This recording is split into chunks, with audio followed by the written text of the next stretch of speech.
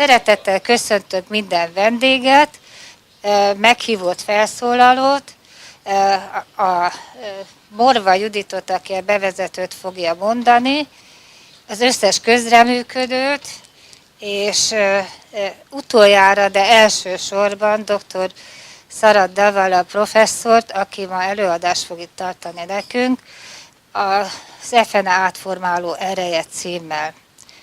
Pár szót szeretnék tényleg csak pár szót szólni arról, hogy miért most és miért éppen ebbe a témába gyűjtünk össze.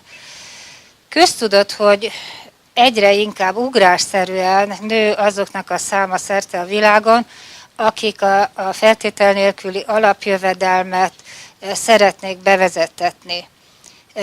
Azért mondom, hogy ugrásszerűen, mert a saját példánkat is mondhatnám, hiszen a mi egyesületünk az 2011-ben alakult, akkor még a szakemberek se tudták, hogy mi az FNA. Később, 2014-ben, amikor elindult a... Later in 2014, when we started collecting signatures for the European Parliament to put the issue of unconditional basic income on their agenda, we met a lot of people collecting those signatures. And not very many knew, they had no clue of what this was really about. So once we got our signatures collected, we could say we had about 15,000 people who were in the know. Now, since then, there's been such a great increase of awareness of this issue in Hungary alone that a last public opinion survey, Republican Institute conducted. This was quite recently. They found that 76% of Hungarians This survey was initiated by a Hungarian foundation, and they found this high percentage of awareness in the general population.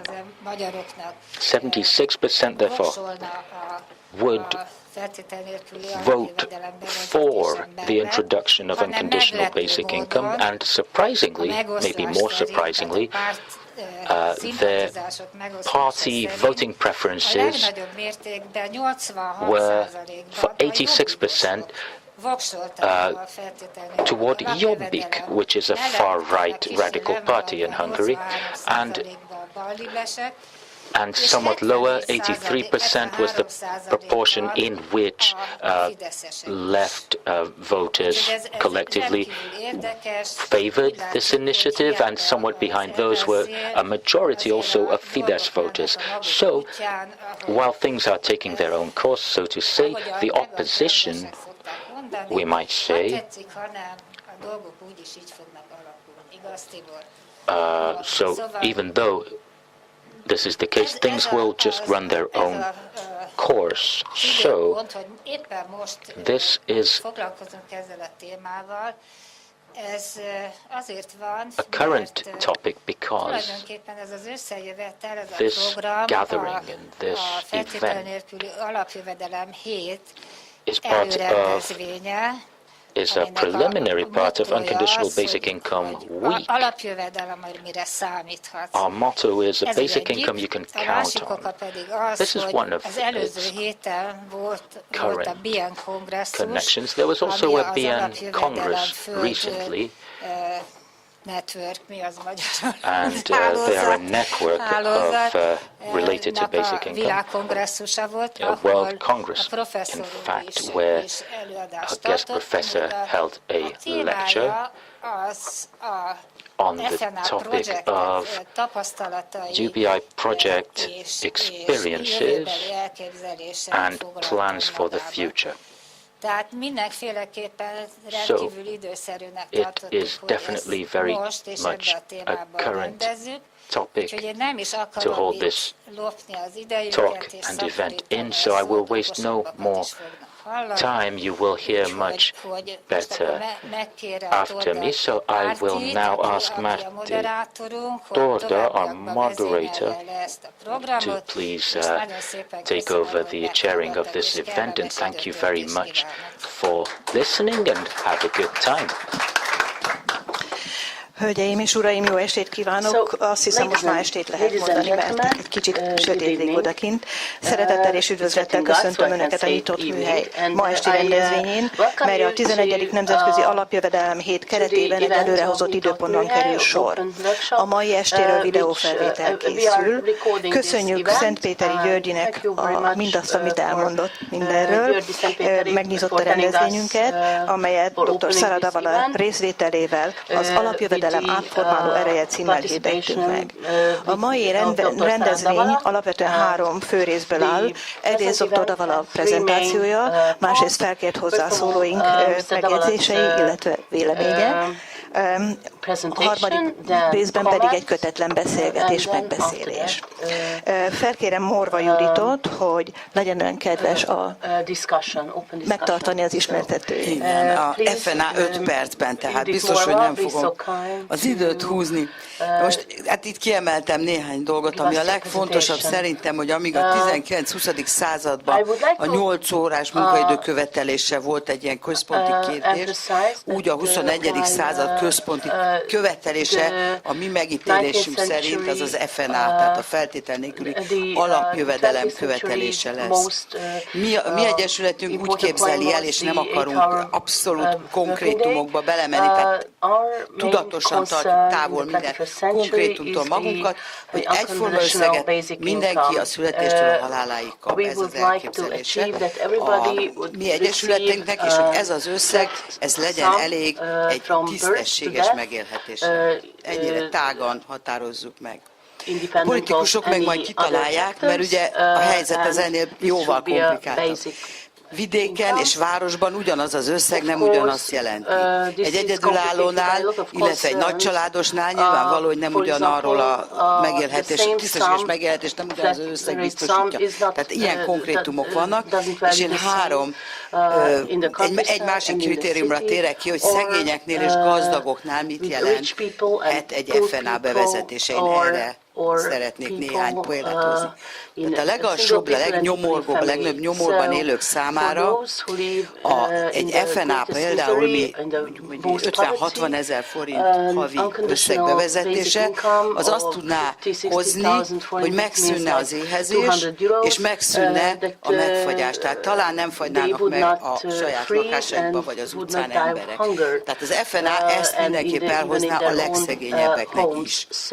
Ugyanakkor egy ország és egy régió összképét az érdekes módon nem a gazdagok életszínvonala határozza meg, hanem a szegényeké. Tehát itt van Indiát például, itt ül mellettünk indiai barátunk. Indiáról mindenki tudja, hogy nagyon nagy nyomor van. Na most lassan Magyarországról is tudni fogjuk, hogy nagyon nagy nyomor van.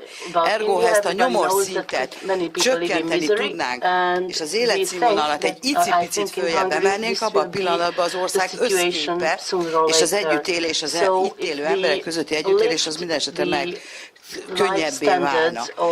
Ne felejtsük el, hogy a nyomor az maga az erőszak. Tehát nem lehet elképzelni a nyomort olyan erőszak nélkül, ami fizikai és pszichológiai szenvedést okoz mindenkinek. Azoknak, akik nyomorognak elsősorban, de a másik oldalon azoknak is, akik ezt elnézik, akik elviselik, és akik erre reagálnak, és sokszor nagyon lenézően és arrogánsan reagálnak. Tehát legszegényebb rétegnél ugye állandóan fölmerül a kérdés, hogy dolgoznának-e, ha kapnának-e, vagy nem dolgoznának. Tegnap nem voltunk Magyar-Dombegyházán, ott föltettük ezt a kérdést, és tulajdonképpen egy elég egyszerű választ kaptunk, ahol van összetartó, szervező erő, és az emberek hozzá vannak szokva egy közösségi munkavégzéshez, ott valószínűleg folytatnak. Ahol annyira szétesett és lepusztult a társadalom, hogy az emberek a saját vackukon otthon enyhén élnek, vagy hogy van a József Attila versben, ott valószínűleg kezdetben nem mennének el dolgozni. De ez egy hosszú távú probléma, hogy lehetne megoldani, hogy ezeknek a bár kiesett és széthullott régióknak és embereknek az integrálását. Na, ez a legszegényebb réteg. Akkor beszéljünk a közepesen jómódúakról. Ezt tudjuk mi a legjobban elképzelni, hiszen mi magunk is érintettek. Ha mi kapnánk 50-60 ezer forintot egy hónapban, biztos, hogy mindenki tovább dolgozna. Tehát ez a kérdés, hogy akkor otthon ülnénk, ez a kérdés, a mi rétegünket nem érinti. Viszont egész biztos, hogy válogatnánk. Tehát sokkal szabadabban lennénk.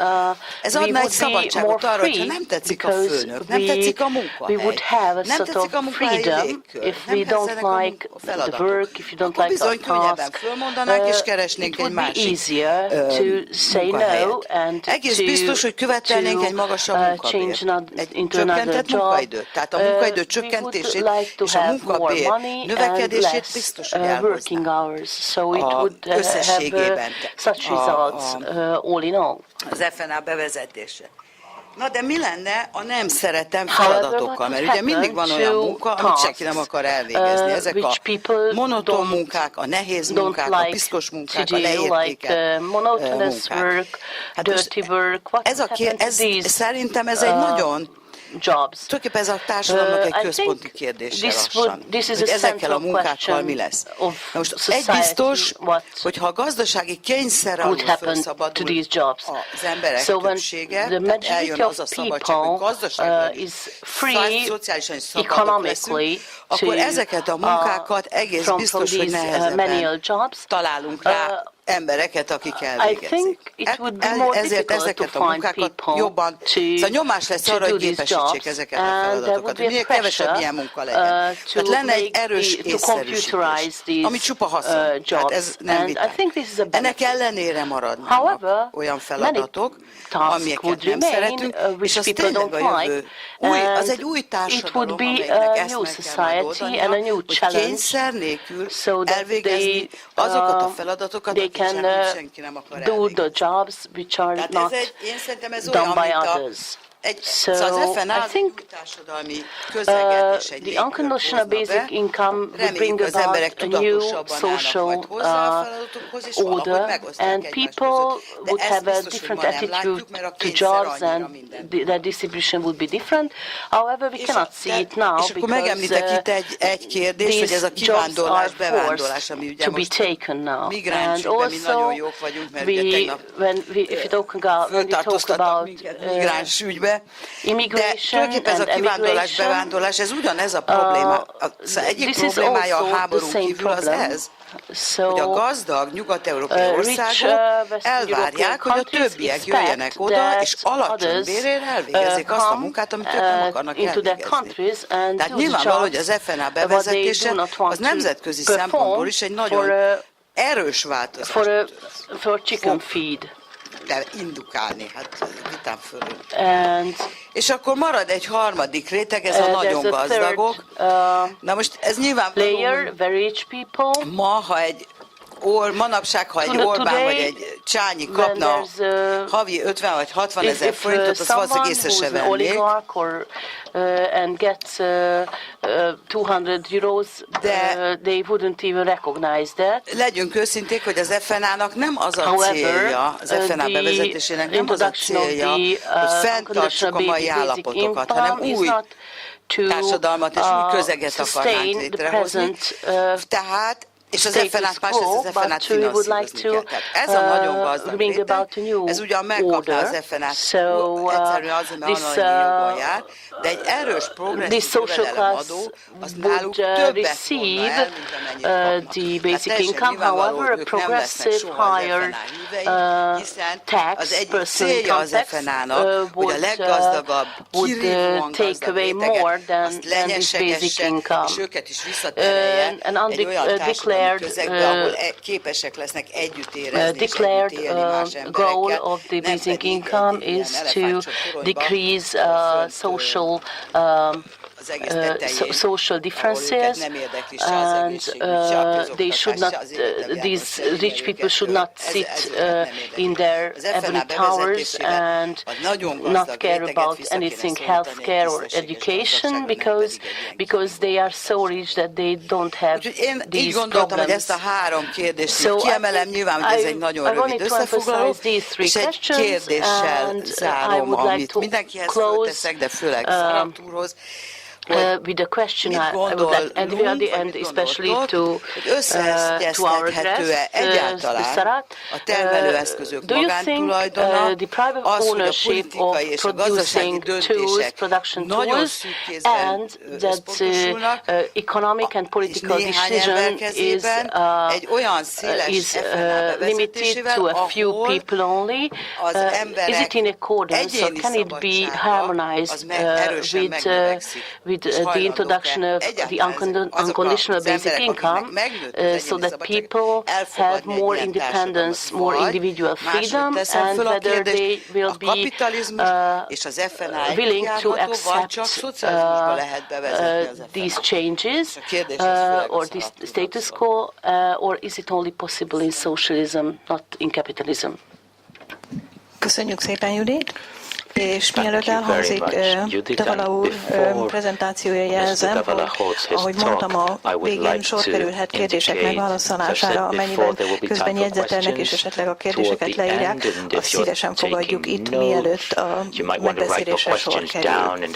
A meghívott előadónkat akkor most hallgassuk meg, dr. Sarath Davalát, aki szociológus, az indiai hálózat, az alapjövedelem indiai hálózata vezetője, koordinátora, és elnézést, én most itt átváltok angolra, hogyha szabad, azért, hogy ő is értse meg, ő úgyis angolul fog beszélni. For the past 15 years, he has worked in various rural organizations as a research and development consultant, and has worked for 20 years with a self-employed women's association. It's a kind of women works trade union in India with 2 million members. In 2015, he founded with group researchers the INBI, which has about 100 members, and he's the vice or chair president of the Basic Income Earth Network or Global Network. Dr. Sarath Davala, please. Thank you. It's such an honor and a privilege to be sitting amidst you and sharing my ideas and my thoughts and what we have done in India. And last 3 days I have really experienced the warmth of the Hungarian people, and it's such a pleasure. Looks like I may not want to leave early then. Unless the government decides the other way.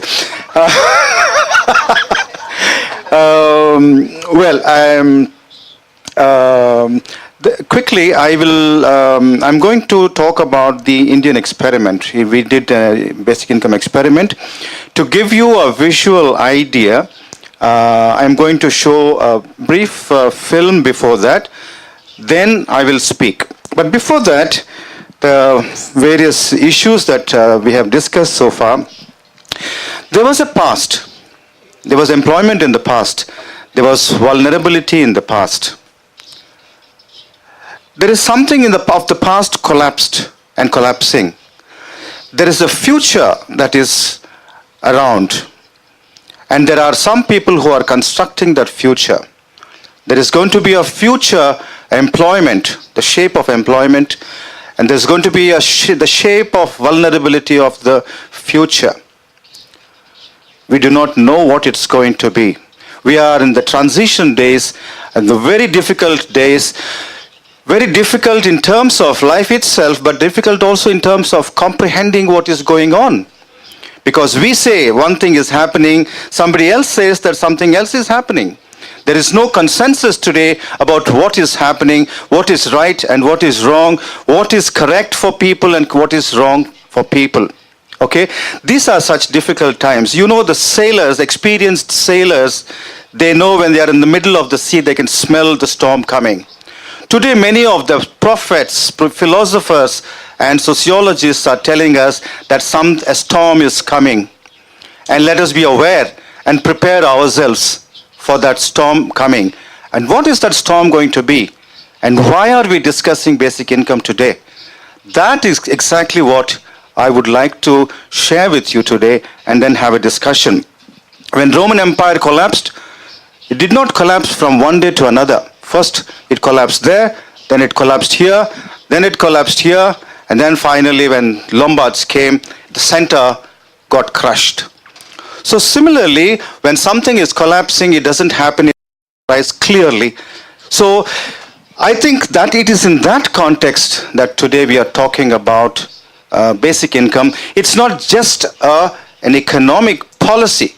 It's a new way of looking at life. It's a new grammar of relating to each other. It's a new grammar of how the relationship between the government and the citizen. Today we see a crisis of this relationship between the state and the citizen. Every country in this world is redefining that relationship. And what will emerge? The responsibility lies entirely on the people, not on the oligarchs who are defining this. So let us look at this film. This film actually is going to introduce the Indian condition, Indian situation. What are the three important points we have identified for our experiment? One is girl children who have to stay back at home, drop out from school, stay back at home, and look after the young siblings when the mothers go and work on the farms. Because 75% of Indian population lives in villages. And 70% of that population is poor, which means more than half the population in India is poor. So we are addressing that what is going to happen to these people when the new regime is going to come. So the one is about the girl child, the other is about the unpaid labor of women.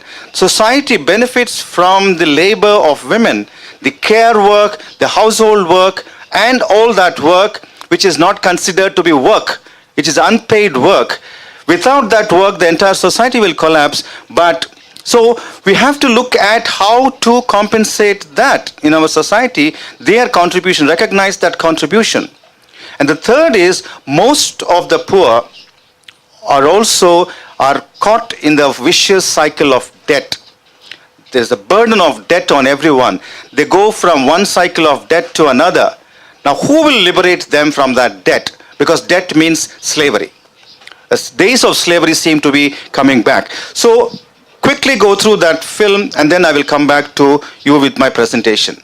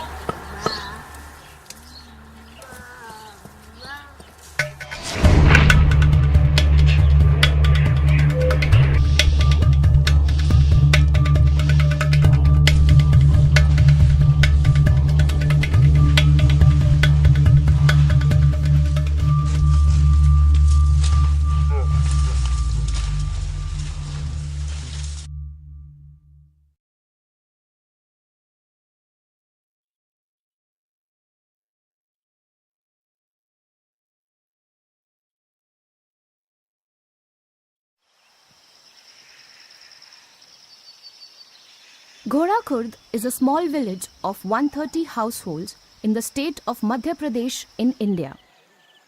In 2012, an unconditional basic income was given to all the residents of the village every month for a period of 1 year. This experiment was conducted by Seva Bharat and Seva MP with the support of UNICEF.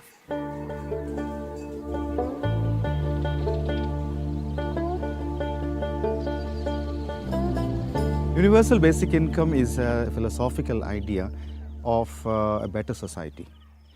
The philosophical foundation is that national wealth, national resources, they belong to people. And national wealth is created across generations. So we need to think of something called public inheritance. So every citizen should have that public inheritance. So that is universal basic income, that every citizen is entitled to a certain minimum amount of income that provides a kind of a cushion for everybody.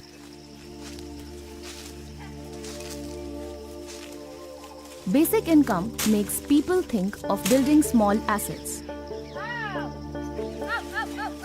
Since Ghorakhurd village is surrounded by a forest, the immediate asset that comes to their mind is livestock. Radhabai bought 2 goats with her family's basic income. In 4 years, the numbers multiplied to 30. Having these goats is a symbol of liquidity and economic security for Radhabai's family. It is a kind of insurance.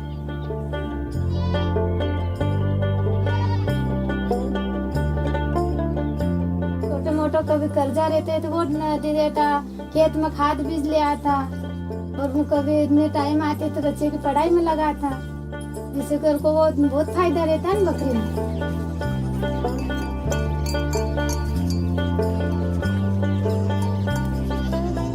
2011 और 13 के बीच में सेवा मध्य प्रदेश ने एक प्रयोग किया और जिसका बहुत ही सफल उदाहरण मैं आपको देना चाहूँगी कि वो है घोड़ाखुर्द गांव, जहां आदिवासी लोग रहते हैं और जिनके बारे में कहा जाता है कि वो अपनी योजना नहीं बनाना जानते हैं। लेकिन हमारे प्रयोग ने इन सारी जो भी एक आलोचना थी उसको तोड़ते हुए ये साबित किया कि जब उन लोगों को ये पैसा दिया गया और अध्ययन के माध्यम से जो हमारे पास आंकड़े आए वो ये बताते हैं कि उन्होंने अपने लिए एक अच्छी योजना बनाई, जानवर खरीदे, अपने खेतों में बीज डाले, फिर उन्होंने कुछ लोग ऐसे भी थे जिन्होंने कुछ कोऑपरेटिव शुरू करी, मछली पालन का काम शुरू हुआ गांव में। उन्होंने अपनी योजना बनाई और अपने काम धंधे को आगे बढ़ाया। After the initial experiment in 2012, Seva MP continued to support farmers in Ghorakhurd through small loans. Today, almost all of them stopped going to money lenders during the sowing season.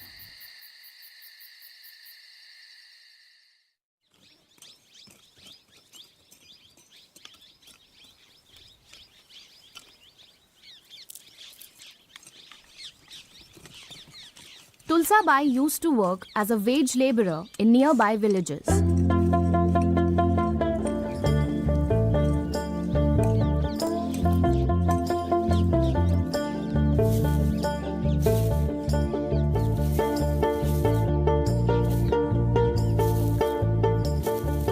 She saved 6 months of her family's basic income, borrowed some more from a relative, and bought 2 buffaloes.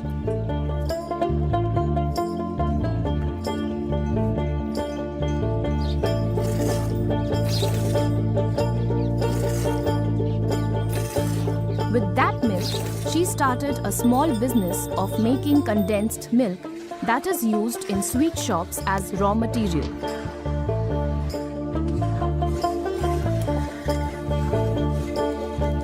Within 3 years, as her business improved, the number of buffaloes has gone up to 12. This new enterprise completely changed Tulsabai's life. She gave up wage work and with the help of her family members runs this business successfully. If you give all of them a basic income, you raise the floor and you give them a certain basic minimum existence. It does not replace work, and It does not give you everything in your life, but it is a kind of a foundation of a better society.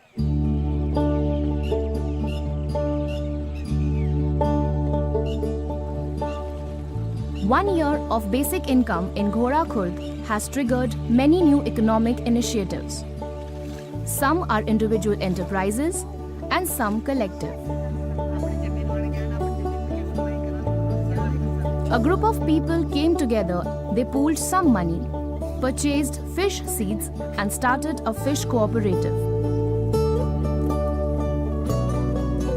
Since the pond is a common resource, they make two significant decisions. One, that they will not take profits individually. Two, they will not keep the money idle in the bank. Instead, give interest-free loans to villagers. In 4 years, the fund has grown to 2 lakh rupees and the cooperative is thriving.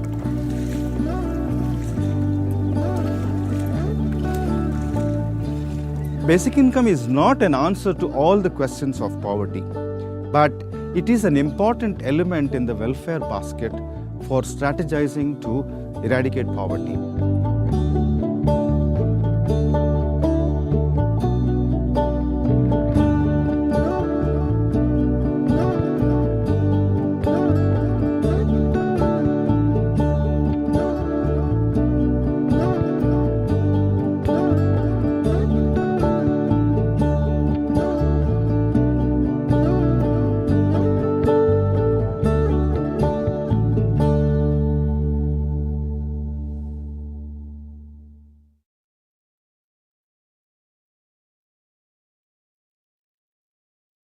Okay, I'm sorry, I'm there, I'm here also.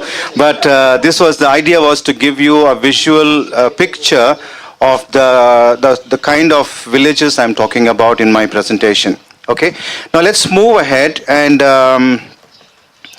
go to my presentation. What is already said there, I will try to skip. Now,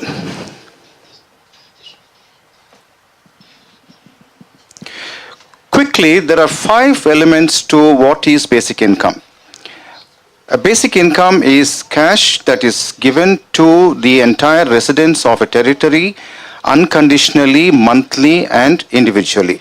So it is unconditional, it's cash, it is to all residents of a territory, all citizens. Because if you say citizens, then there will be non-citizens also. So make sure that everybody gets it. Universal. To individual, it has to be individual, not to the head of the family. And it has to be monthly and not once in 6 months or once in a year grants. So that is the essential definition of what we call basic income.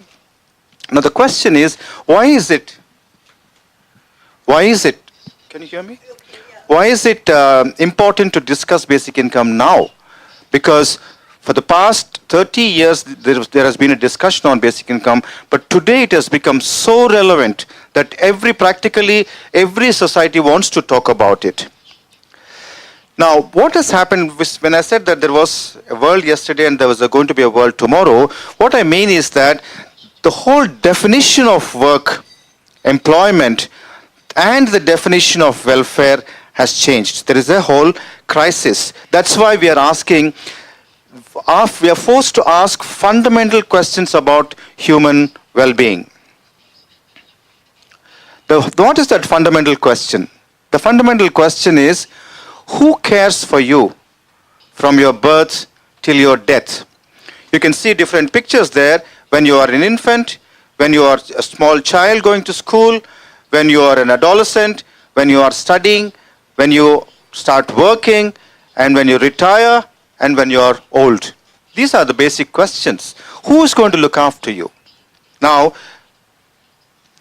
here is a kind of a matrix. There are 4 agencies.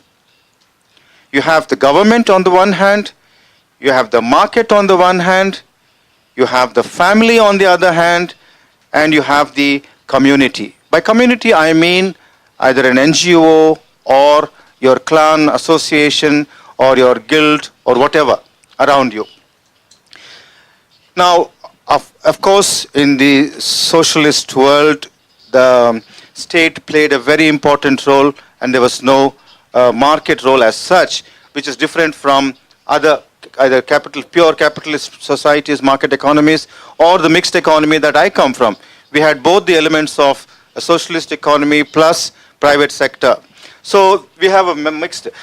But then today, all of you know that everybody is rushing towards one model of the market economy.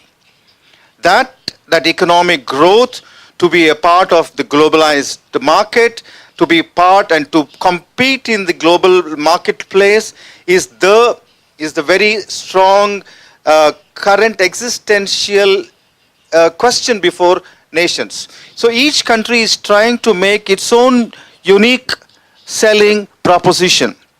Okay, so in that rush, since we are all being pushed towards one particular model, economic model, now for example, I think Hungary is described as an export-oriented market economy.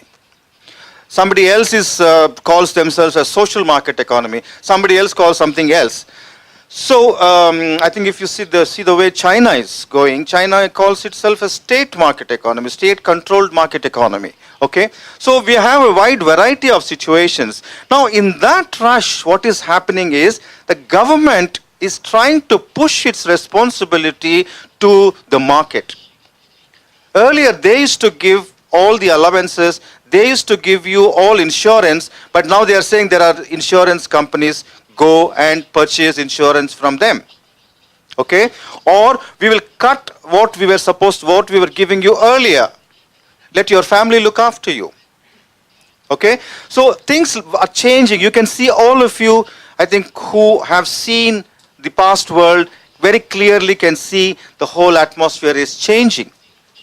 We do not know yet which direction we will go. So if you see a market is very cruel. All of us know that. It looks at people in two categories, the winners and losers. Okay? So it rewards the winners, but it has no plan for the losers. Okay? That is the very essential nature of the market. If you have bought an insurance policy, and when you really want to get that insurance, and what paperwork you have to do, what aggressively you have to pursue that, all of you will know that if you have had an experience. Because insurance policy people are very active when selling the insurance, but when they have to give you a claim, they are not interested in you. Similarly, if you say, for example, I would say that the Indian economy runs primarily because the family institution is still very strong. The unemployed people, we don't have unemployed allowance, so families look after people who are unemployed. Disabled people, we don't get any decent allowance for the disabled people, families look after them. It's again the family, the burden is thrown on the families. Okay, since we have extended families, they are able to absorb to some extent, but as today the impoverishment is increasing,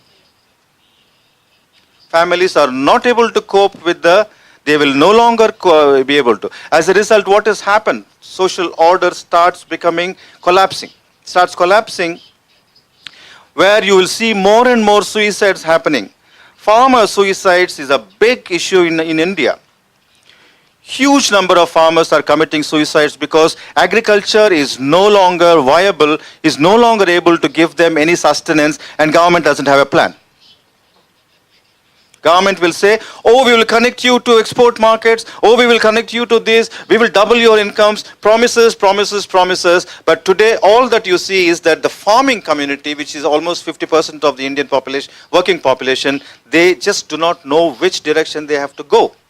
So it is each country, if you analyze Hungarian situation, I think you will also see the vulnerability growing. And where is it growing? In what sectors is it growing? Is it growing in the rural? For example, there is a vast service sector in Hungary, 65% service sector, working population. Now, is service sector providing employment that is secure? Is the service sector providing employment and the future to them? No. If you see the global statistics, you will find that 75% of the global population, working population, is on temporary or no contracts at all. If that is the case today, it's only a matter of time before it becomes 90%. In India, 94% people either have no contracts or temporary contracts. Only 6% have wonderful, excellent, permanent jobs where they will retire with a pension in their farmhouse. Now that is a disappearing species. It's an endangered species, a permanent worker of yesteryear's industry, a factory worker. A factory worker went and he worked all his life, 65, 60, he retires, and then he has a pension, he looks after the family. The children grow up, they go and get other jobs. Today the situation is not like that, all of us know. So in a situation like this, I've explained all this, there is a crisis between the government and citizen. What is that government? Is that government representing the need of the people, will of the people, or is it controlled by a few oligarchs? That is a question we need to see. So when that is the case, in which direction will the economy go? That is also a big question. So we need to have a redefinition of this sense of responsibility. What is the role of government? Where does it begin and where does it end? What is the role of the family? Where does it begin and where does it end? Can you give unlimited responsibility to the family? And what can market deliver in terms of welfare, in terms of looking after people? And who is going to mediate between the cruel market and the poor citizen who is helpless? Okay, so sooner or later we have to answer these questions. I think in all the countries, the response of any government to this question is there is no problem. We are all living in self-denial, and I think that is the most dangerous thing that we are seeing today. So who is going to persuade the governments to reinvent a care system? A system which will look after each and every citizen of a land.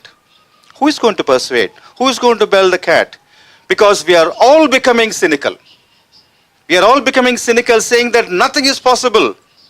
The people who are controlling us are completely not giving any freedom to us. Now who is going to do it?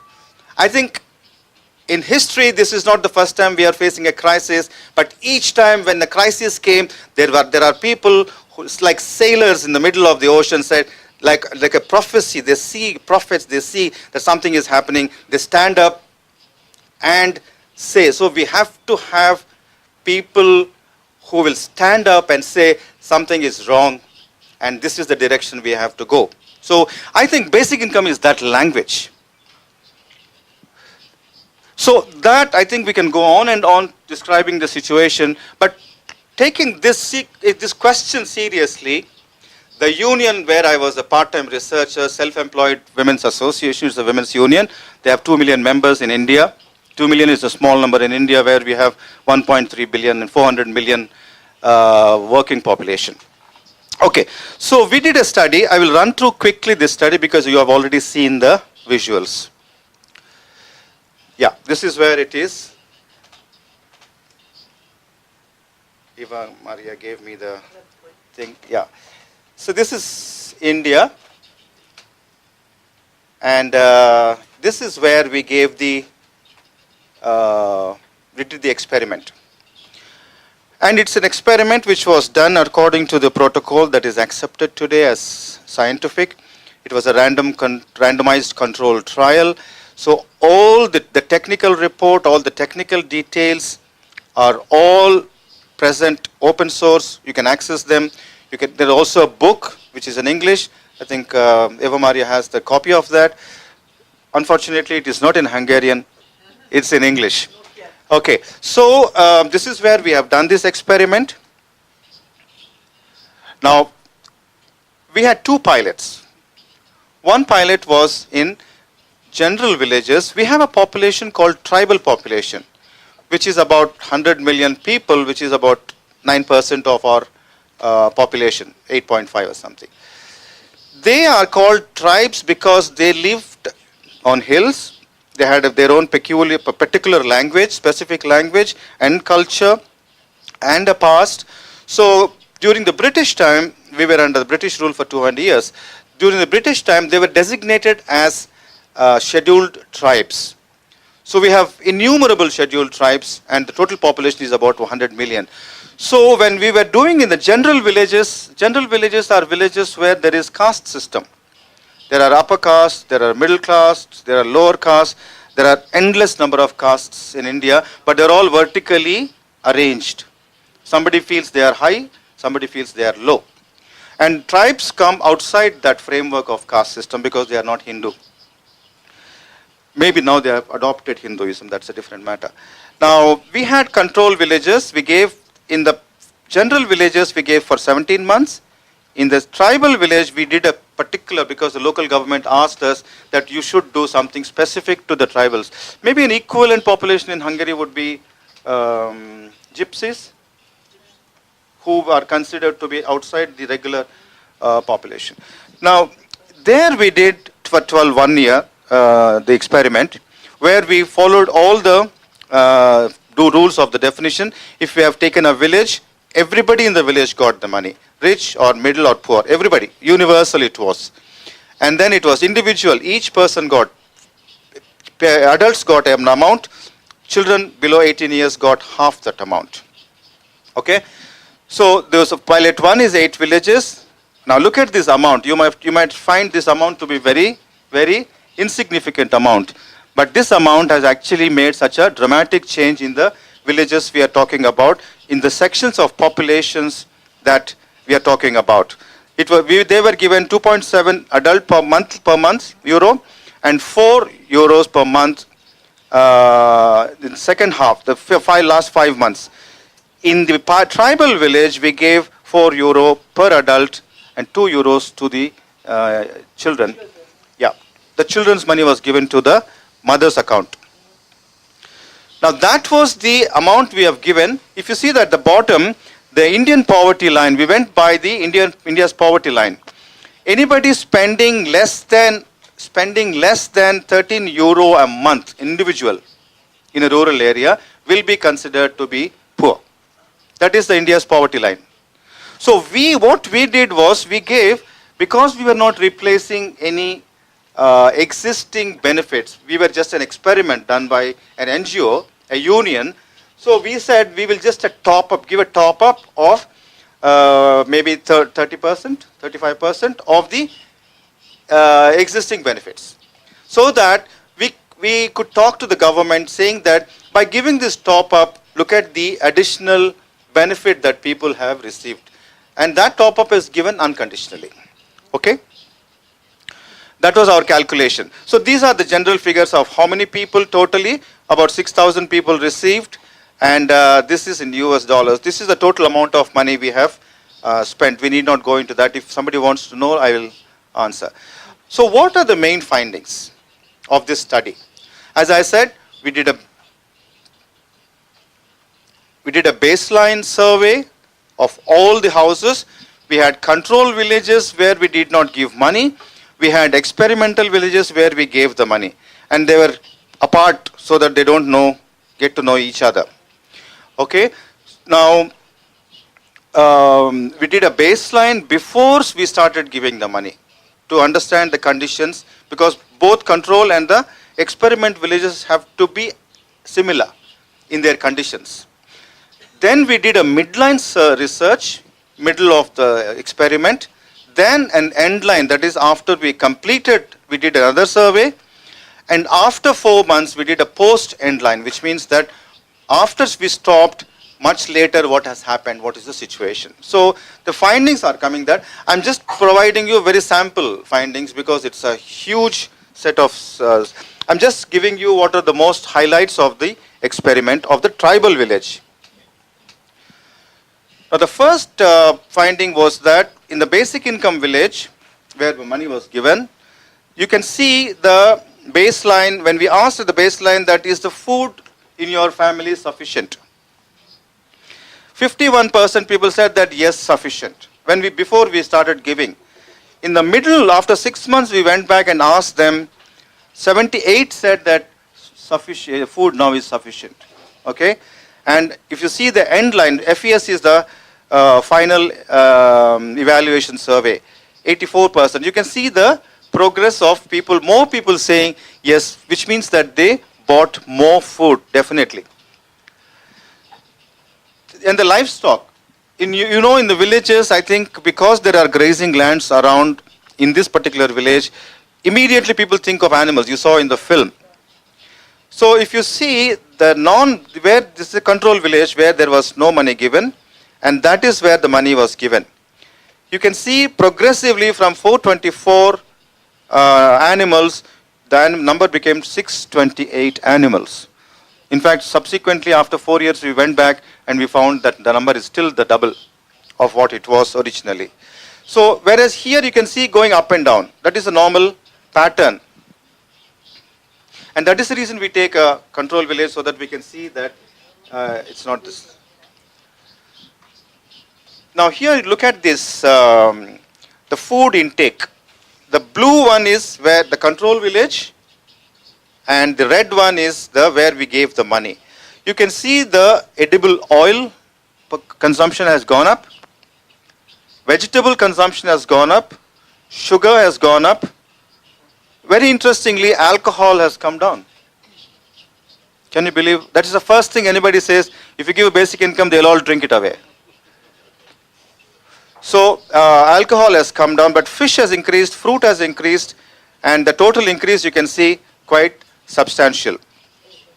So the food got diversified. See, poor have basic grain to eat, but if they don't have money, they don't have cash in their hand, they will just eat that grain and some green red chili, or that's all they will eat. But if they have some cash in hand, they'll go and purchase vegetables or oil, particularly oil, things like that. This is a very, very important finding of our study. In the beginning of the study, when we asked people, primary occupation, are you a farmer or are you a wage laborer? Because people who have small patches of land, they can't entirely depend on their land for their survival. So they also cultivate their land, they also go and work on farms in the nearby farms in the near to the villages. So when we asked, this is not at all complicated. I have divided one red line is there. This side is the control village, and that side is, this is control village, and this red line divides the two. And this is where we have given the money. Okay? So when we asked them, what is your primary occupation? In the control village, beginning they said 42% that my primary occupation is that I am a farmer. I cultivate land, my own land. In the control village, when after the experiment, when we asked, 36% said that my primary occupation is. There's not much of a difference here. You can see. Whereas where we gave the money, you can see that nearly 40% said my primary occupation is I am a cultivator, I am a farmer. And 72% said primarily I'm a wage laborer, which means I spend more time in working as a casual worker. After the end of the study, you found 62% people saying we gave the money that I'm a farmer, which means the land that was not being cultivated because of lack of cash, they started cultivating and spending more time on their cultivation rather than as wage laborer. You can see that has completely dropped. This means many things actually for the economy. The production has increased, the productivity has increased, a variety of things for the economy, which means that we have actually stimulated the local economy. Whereas the policymakers and bureaucrats, when we talk to them, they say people will drink it away. This pattern doesn't show that they are drinking it away. They are working harder. Even I think in the West also, when they start discussing, oh, people will become lazy, people will stop working. But no, people will start working in a different way. Probably they'll work better. They'll start doing care work more voluntarily. The whole pattern will change. Okay. This is the last slide. As I said that for the farmers in the villages, especially the poor farmers, the getting into the trap with money lenders is the biggest problem. And governments have not been able to solve that problem because banks refuse to give money to poor people because they are unbankable. They are not bankable. They cannot repay. So government also tries to have some schemes for them. They say, you have taken a loan from the government's response to farmer crisis is to waive loans. But the loans are taken by the middle and the rich farmers who have land, large pieces of land. So they get benefited, but the poor farmers don't get benefited. So the whole policy is skewed against the poor farmers. Now here, what has happened is, you can see that this blue is the basic income village and red is the control village. So at the end of the survey, when we asked people that how you can see there reduced, increased dependence on. So what actually happened was, they moved away from exploitative sources of borrowing to benign sources of borrowing, which means that they moved away from the money lenders and started borrowing from the friends and the relatives and the neighbors and within the family, and their credit worthiness increased in the community because every month they are getting money, cash. The liquidity has increased. So their repayability, the fact that they will repay, has increased in the community. So the neighbors started lending. So I take from 5 people, and when my money comes, I return it to them. So at the time of the sowing, when they mainly go to the money lenders, they stopped going to the money lenders and they went to the family and neighbors. Okay? So that was a major change for people. Okay, this is the last. For regularity of medicines in the health, how the health has improved. Usually, taking medicines more regularly. This is what happened, that people with chronic illnesses, if they don't have money, they stop taking medication. But if they have some liquidity in their hand, the first thing I have seen, women above 65 years old, first thing they do when they get their money on the first of the month, they rush to the pharmacy and buy their medicine. Most of the women in some of the villages had the problem of the knees, and they have a particular medicine by which they can walk properly. I don't know, it could be steroids, but they have that medicine. They know, if I take this injection, I can walk properly for 2 weeks.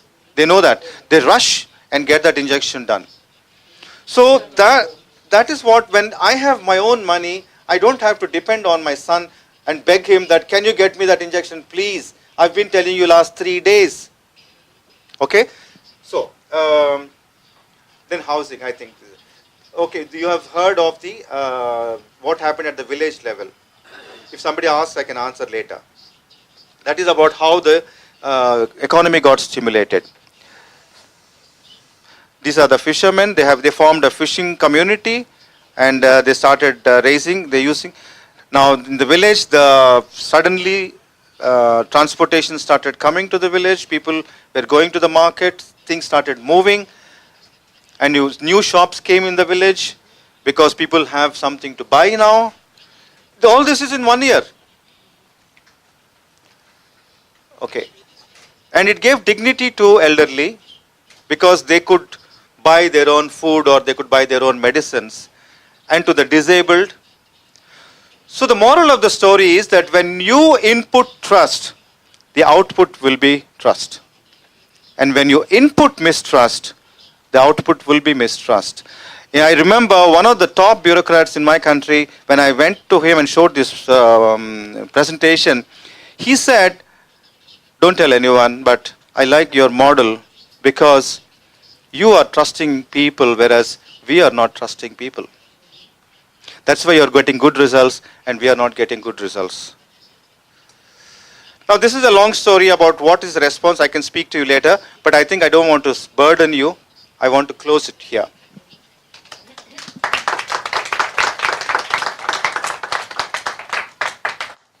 Köszönjük szépen. Thank you very much.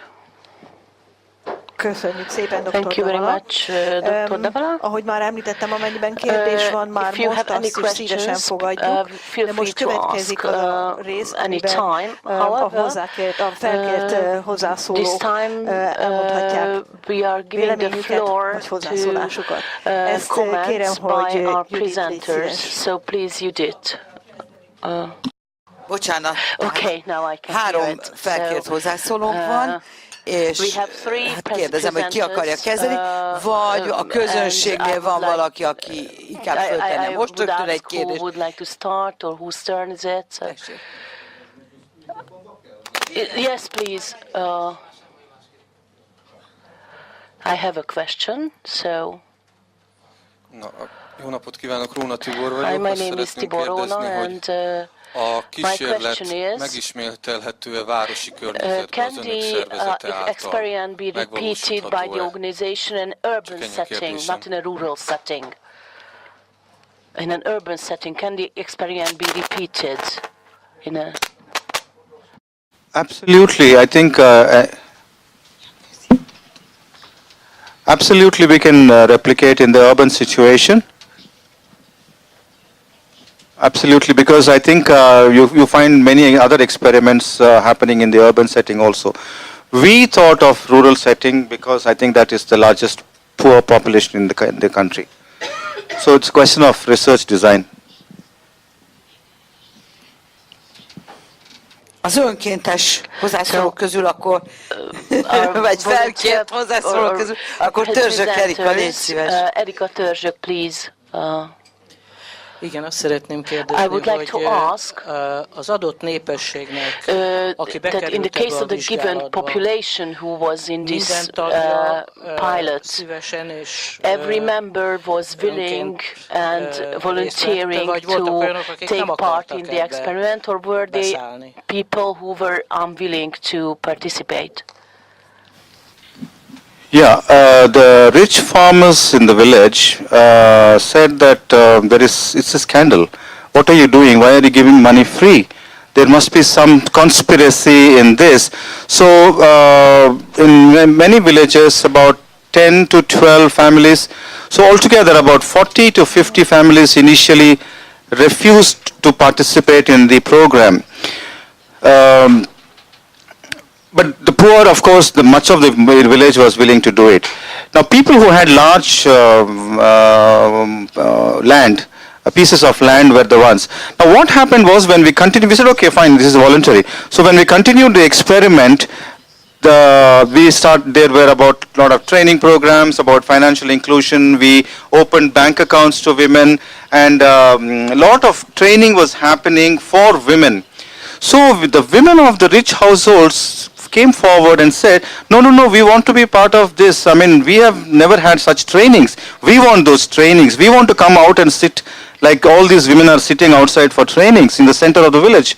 So we said, you're most welcome, but your husbands are not willing. So they convinced their husbands, and after 3 months, the entire 40 families came back and joined the program because women wanted all these elements. Because in a rich family, maybe the men are powerful, they have land and assets in their name, they have the cash, but women neither have accounts nor cash, nothing in their hands. So they wanted this empowerment.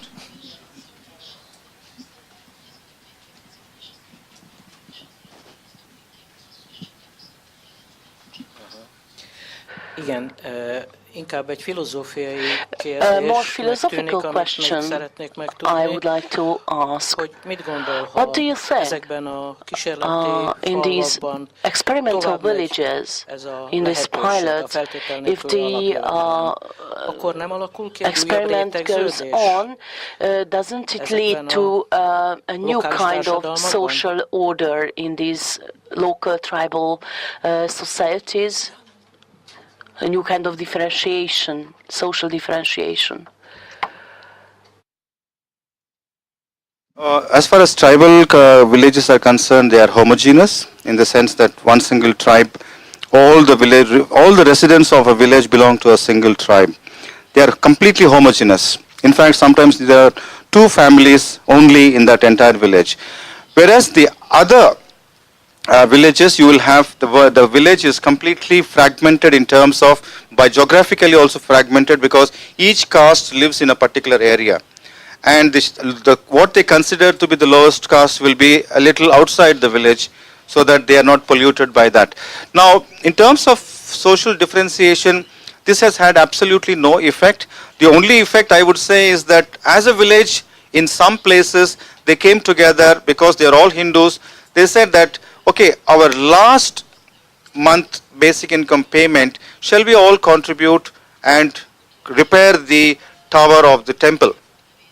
So things like that, sense of, because universal means it brings a sense of solidarity. Everybody becomes a citizen. Like when you stand for voting, rich and poor, everybody stands as citizens there.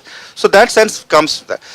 Beyond that, I don't see social differentiation being reinforced.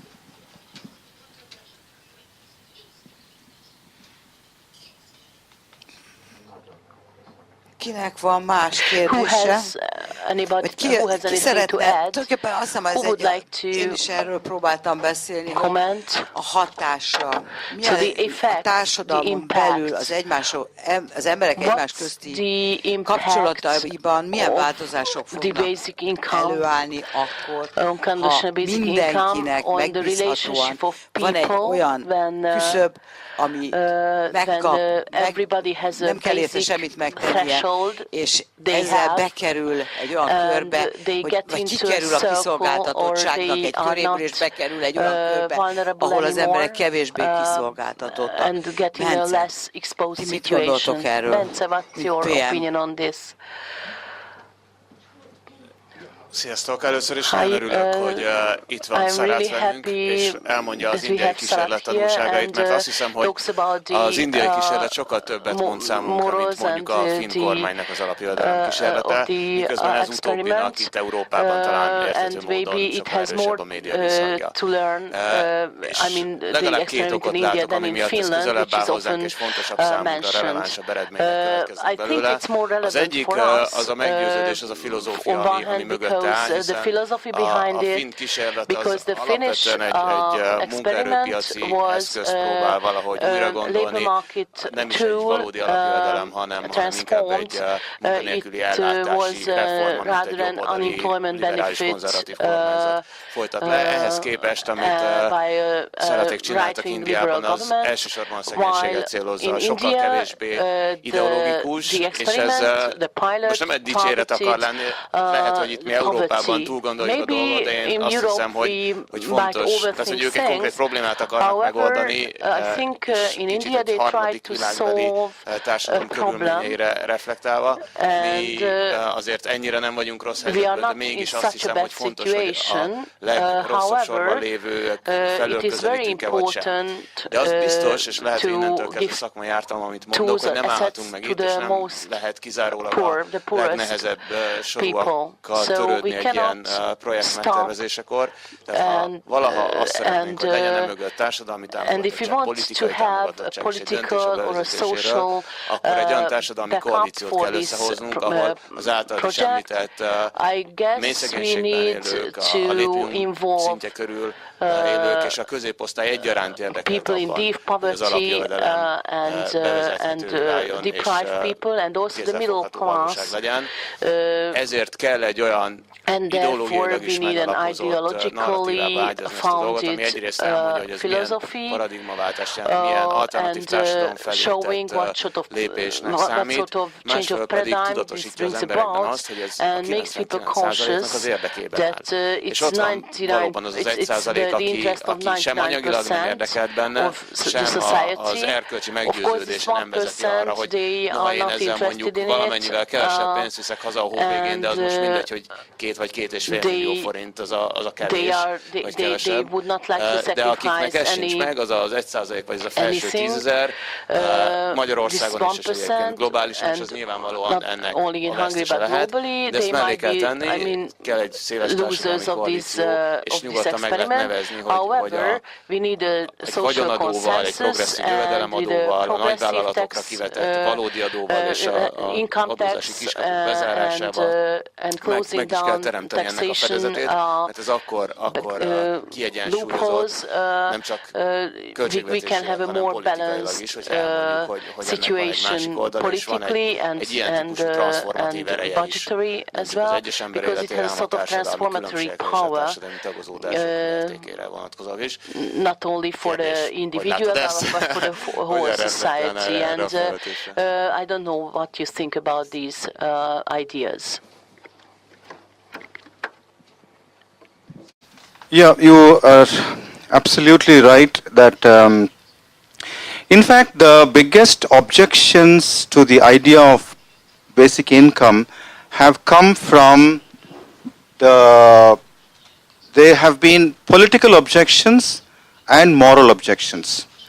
I have come across very few scientific objections that, okay, if you say that basic income will work in reality and you have the empirical evidence, I will accept. Very few people have said that. People have basically either moral objections that how can you give anybody free money? This is not something done. You cannot do that. People have to work hard. Okay? But tell me, we see so many rich people, they also have their children. Do they get unconditional basic income or not? Do they get? Or do they have to work for it? They don't have to work for it.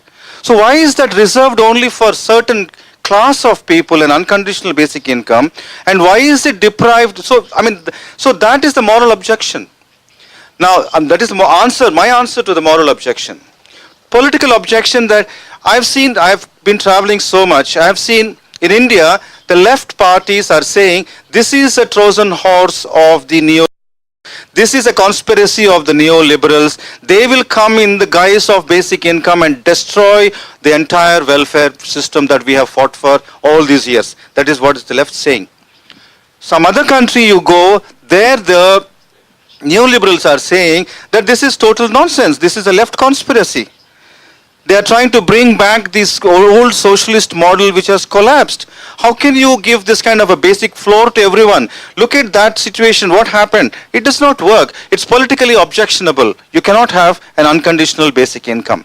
Now, the problem there is not individual and monthly and universal. It's unconditional that is objectionable to everyone.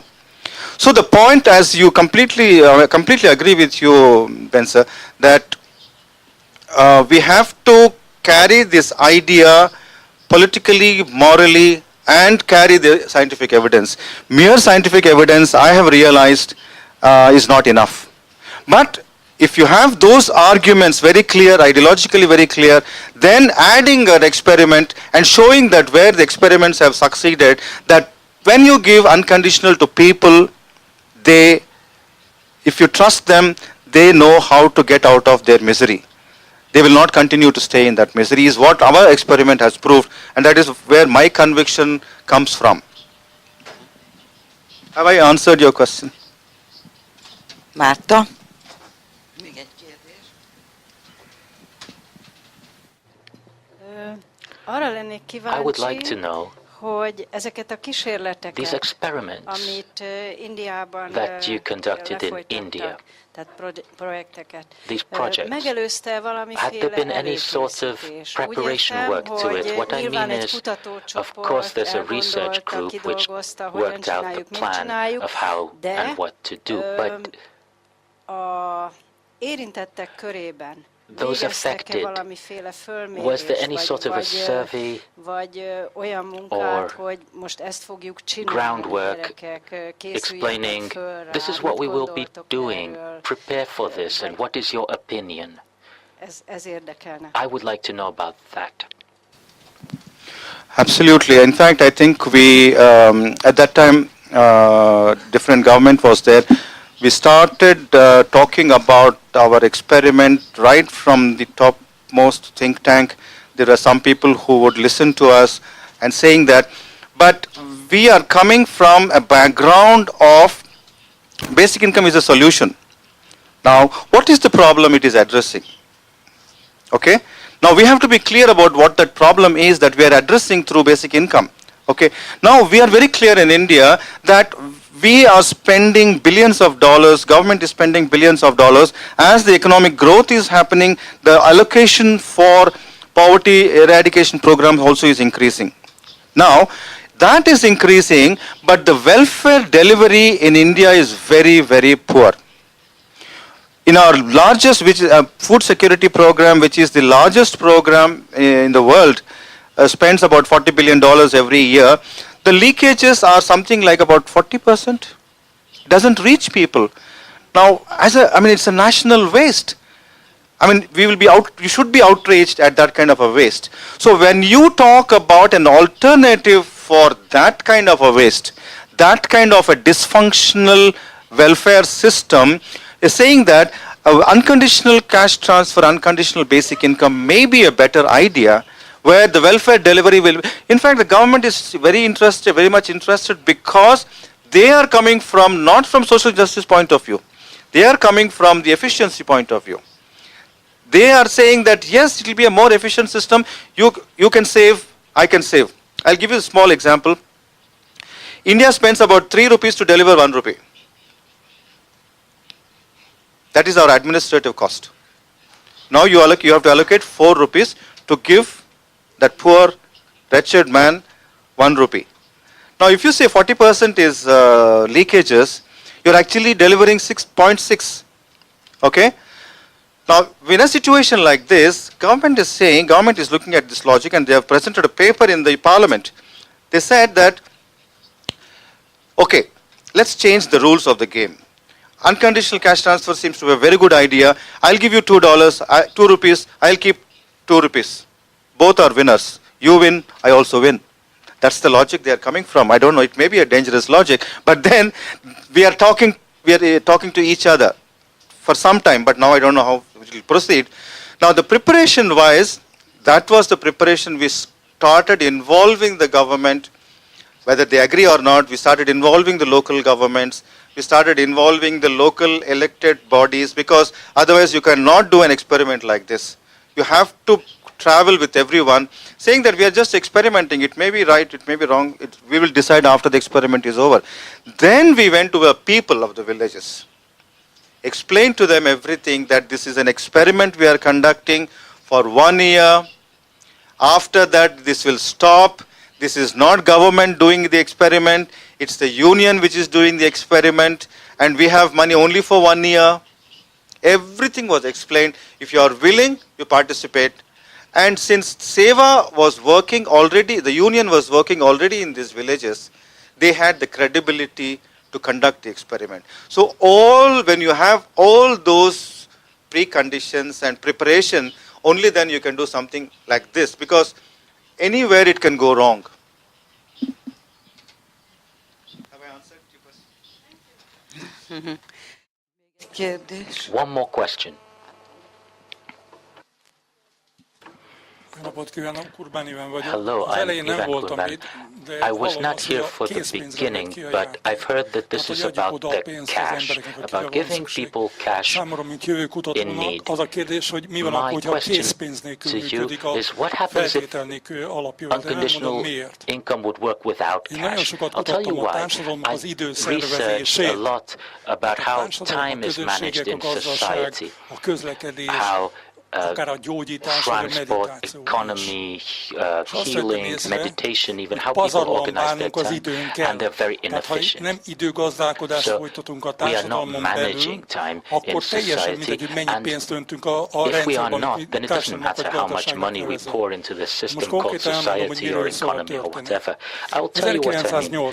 In 1980, there was a so-called interdisciplinary scientific student body in the university, and we wanted an experimental town, and one of our sections, the so-called social heritage section, the participant, an economist who thought every person that is born, they will put a certain sum, a deposit on a bank account, which will bring interest until they are 18, and then you will jogtalanul, vagy mit csinál az összeget. Tehát rendelkezik egy tőkealappal. Ezt ők humán tőkének nevezték. Ez első. A második. A Kalahari sivatagban bantuk 40 órát dolgoznak azért, hogy egészségesen éljenek. Egy héten, vagy egy hónapban.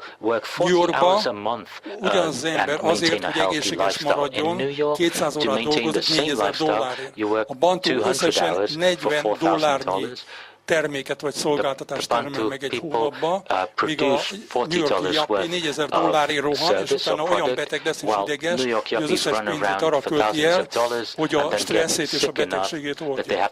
spend all their money to treat the stress and the illnesses. So the Bantu does not make calculations in money.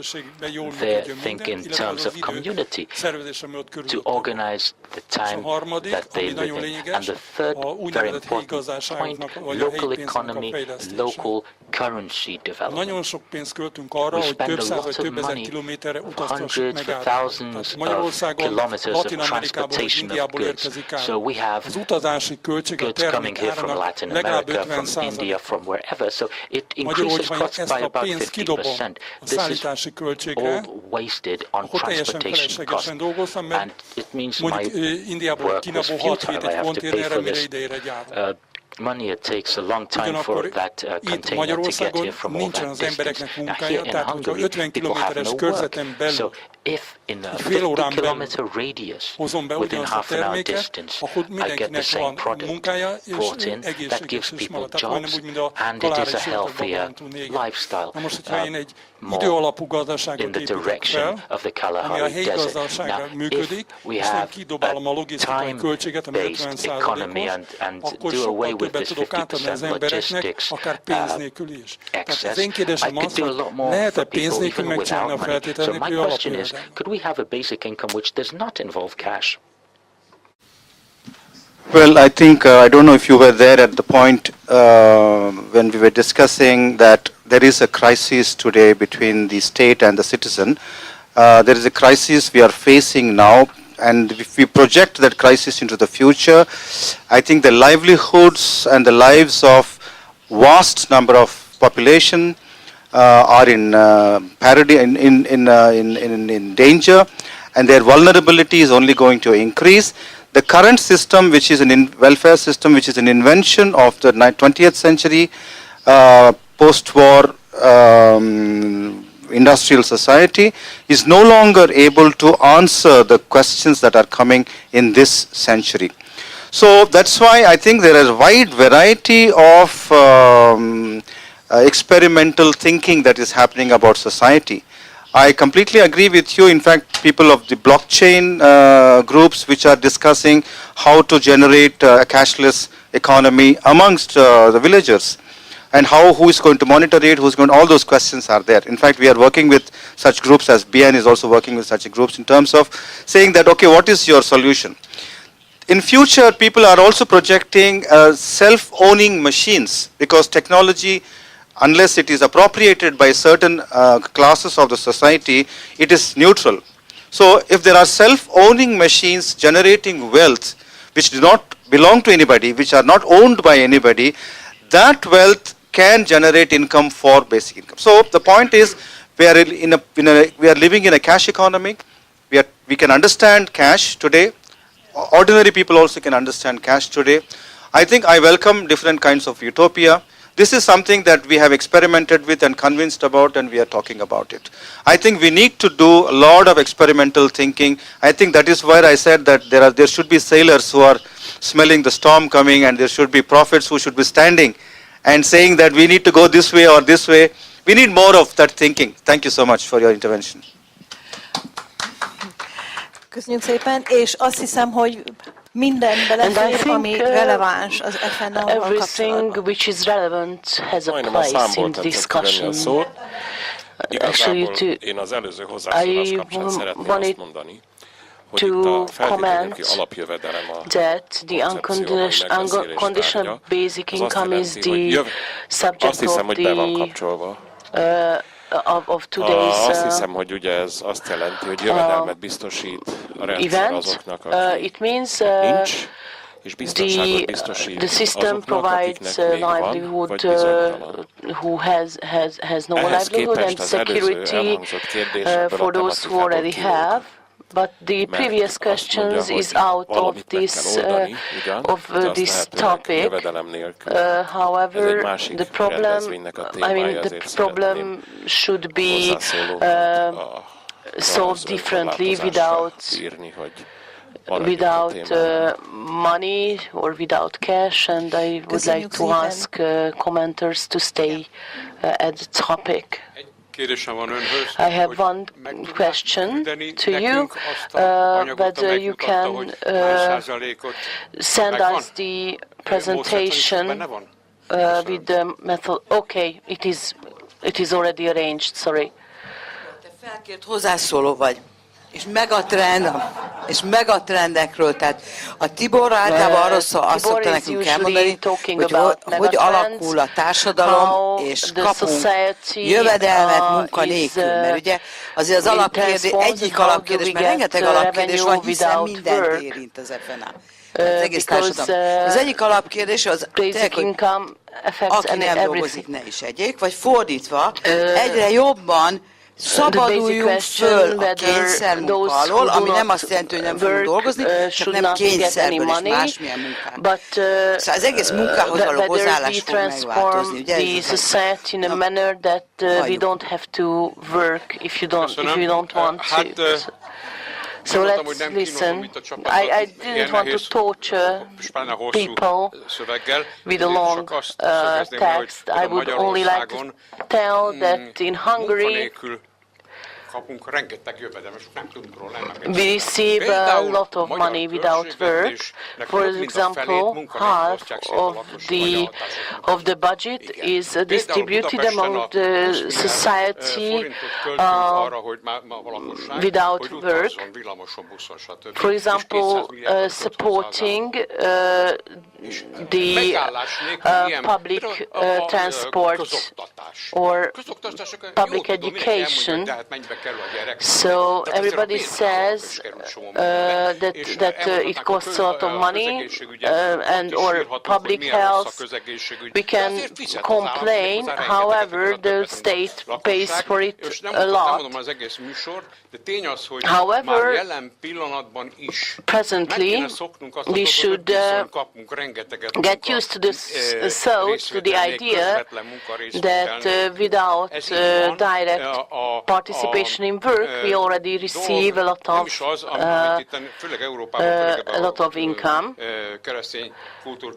And there's this saying that you should not eat when you don't work.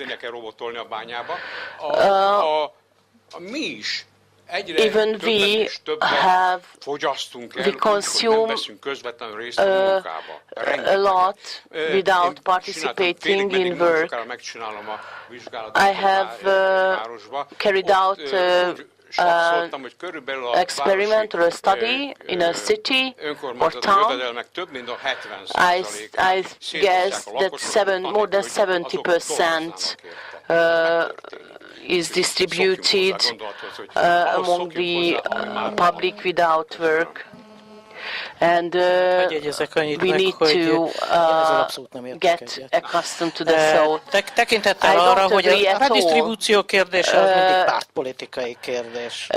Tehát, hogy a redistribúció hogy történik, hogy közvetlenül kapom meg, és a munkámért a bért tisztességesen, és ettől kezdve én úgy osztom be, ahogy tudom, vagy pedig olyan adórendszer van például jelenleg, éppen a szegényeket sújtó forgalmi adó, ami már aztán elég rendesen income tax and the sales tax, which is now unfavorable for the poor. So this rearranges the ugyanakkor mégiscsak a 30%-os conditions, and although one person is rich and cannot eat more for 1 meal than we do, yet they are in a more favorable situation, and they try to convince us that we get everything for free, school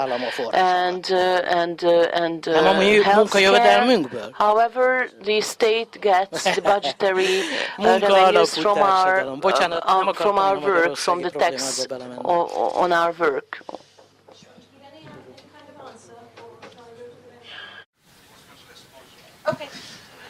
I think this topic can be a debate in itself, but then the very fact that there is an attitude that we are giving this free to the public, I think we have to go back to the fundamentals of what the state is, what the definition of state is.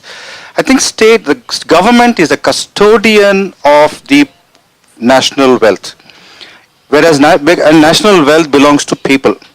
And that national wealth, national resources have come intergenerationally that capital has been made over generations.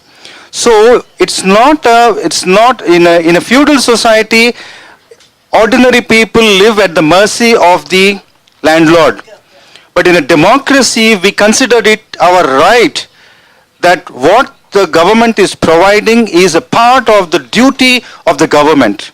It's not mercy that we are seeking, it's we are born with those rights. Right to livelihood, and today we are saying right to basic income because our ground is shaking. Our livelihoods have become uncertain. So I think it is part of the government's, should be part of the government's thinking, and we should ask for it, that give us a floor which is not unstable. I think it's a right. We are talking about a rights-based society and not a feudal society. Köszönjük szépen. Thank you very much. First and then there.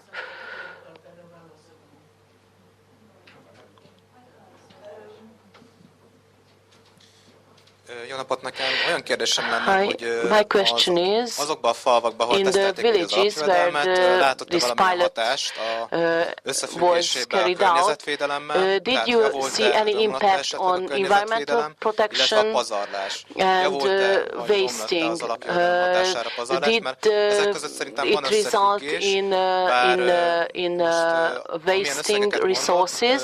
However, the sums you are talking about are relatively small, and I see you did a small miracle with a very small sum. If we look at the basic,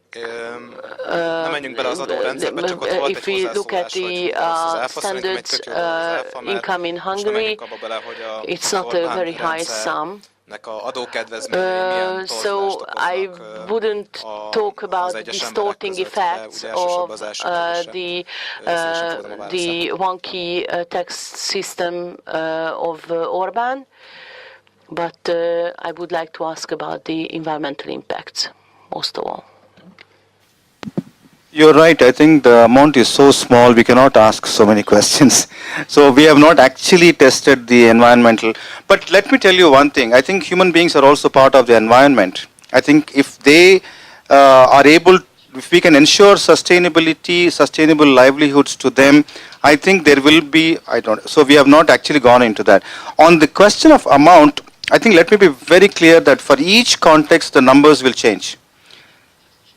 Because today we are talking not about this, we are talking about actually, if at all we do a pilot again, we are thinking of giving 13 euros per person per month, and not those 2.5 euros. So that is the today's situation and what we have learnt. And today we will not do 18 months, but I want to be done at least for 3 years, so that the processes that start should at least reach some point of time. So on environment, sorry, I cannot. And also on taxation, I cannot comment because I'm not an economist. But then if the vision is different, you'll think about taxes in a different way.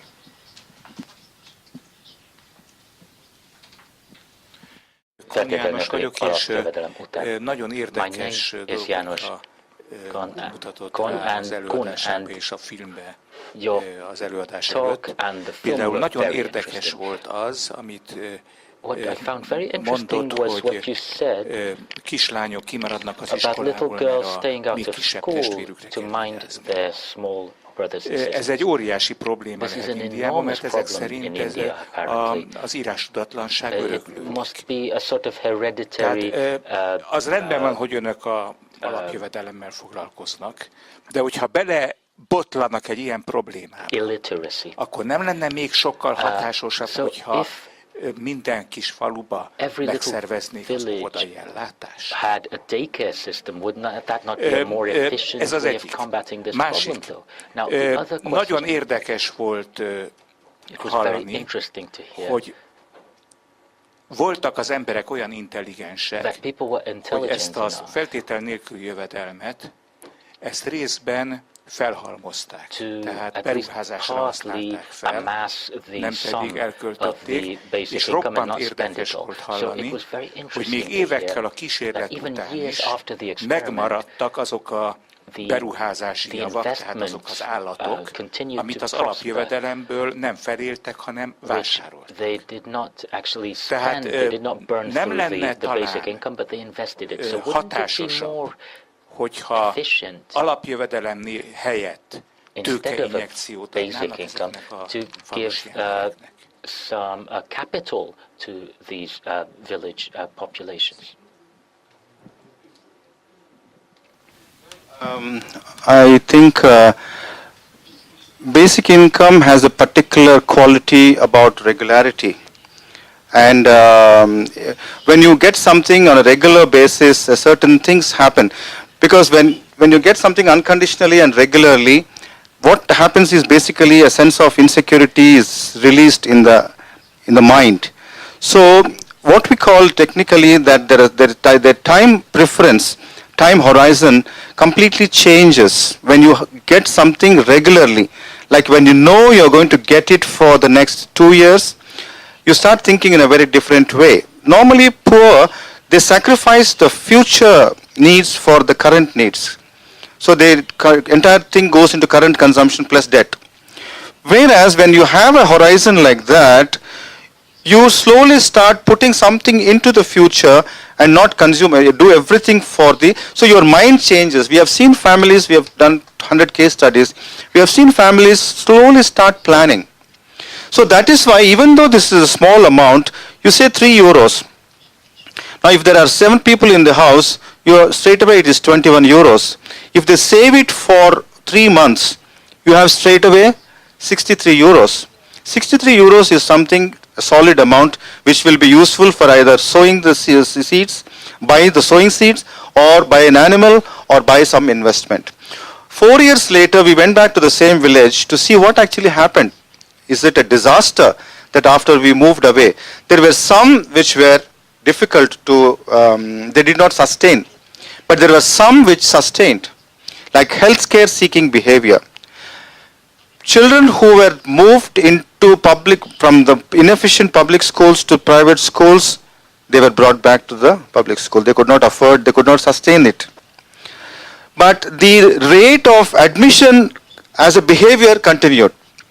Admitting children.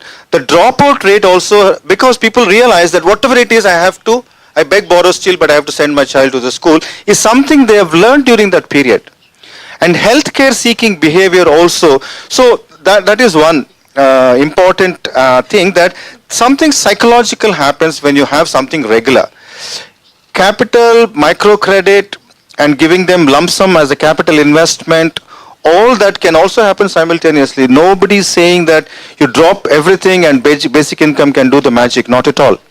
Basic income is just a floor on which people should build their lives. They should participate in the market, they should participate in the labor market. All that will have to continue. I don't have not remember the second question.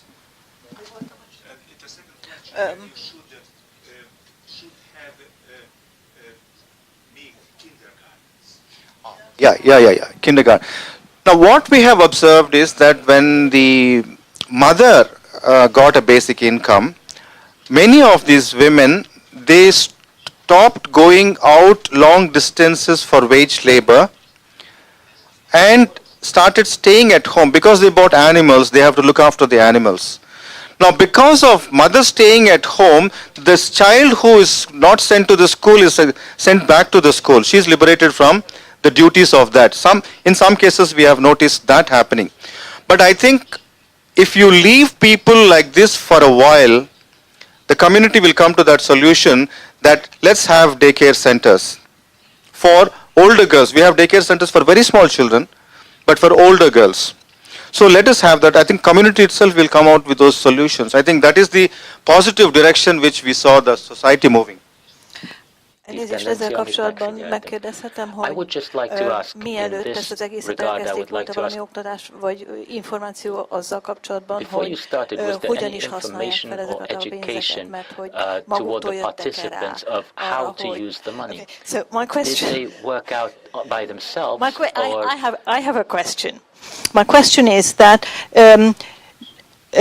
before the whole pilot research, did you give any kind of information to them, or did they come to put aside some money by themselves, or did you give any kind of help that if you do this for the families, if you do this, then the next step will be this and that. So to spare some money, did you kind of encourage them beforehand? I mean.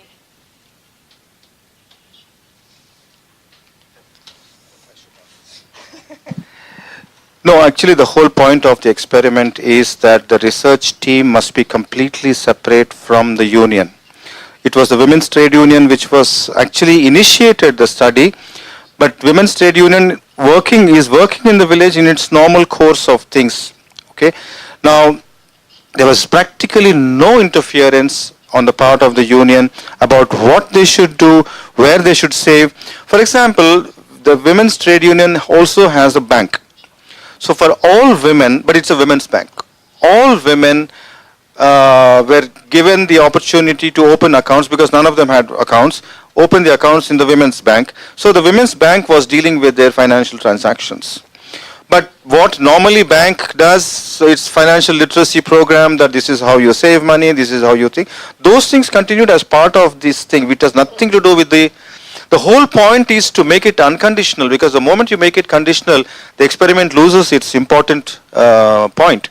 So there was no involvement, there was no encouragement about any behavior. When they expressed a need, for example, the farmers expressed a need that now the basic income is over. If we can get some kind of a small loan, we will add some other money, we borrow here and there. But we want to get rid of borrowing mainly from this big money lender where I'm paying 120% interest. Then union came forward after the experiment is over, saying that, okay, we have a revolving fund and we will start giving you small loans for buying seeds. So that kind of thing happened after the experiment. Thank you.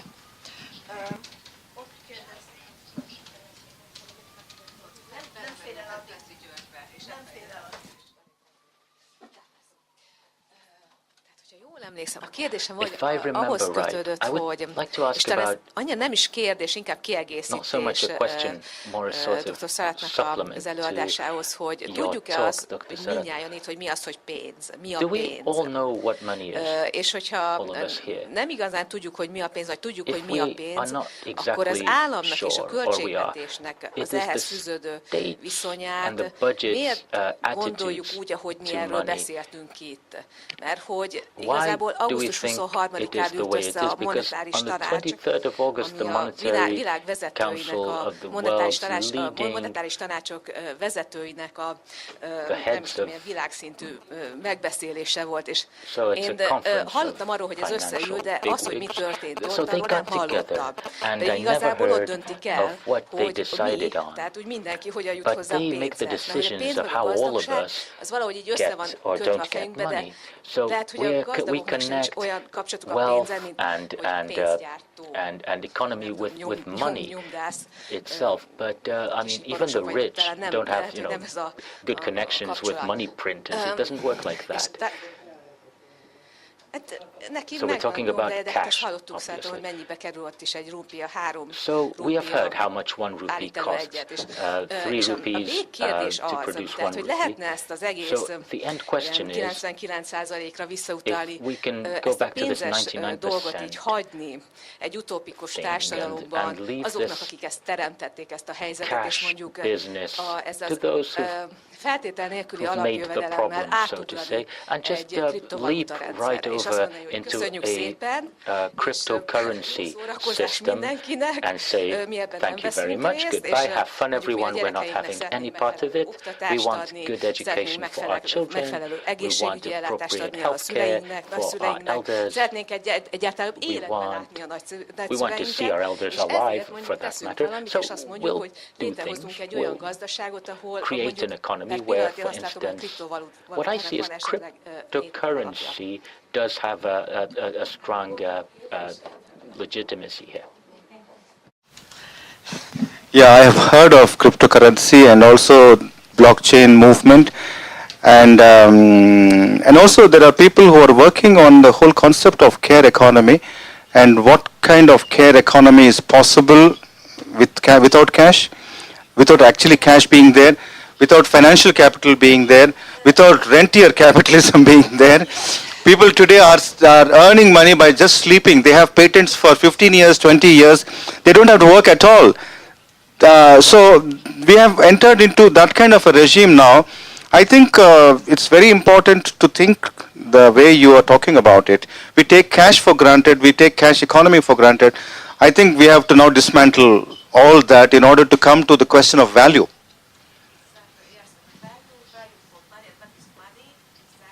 So you should definitely attend the next Congress in India, where we are going to have one panel just discussing the blockchain. So we are going to have a hackathon in the first week of August, where we are going to have something like about 500 all these people coming and trying to crack many problems. So I think that is something even I don't understand, but there seems to be so much promise there.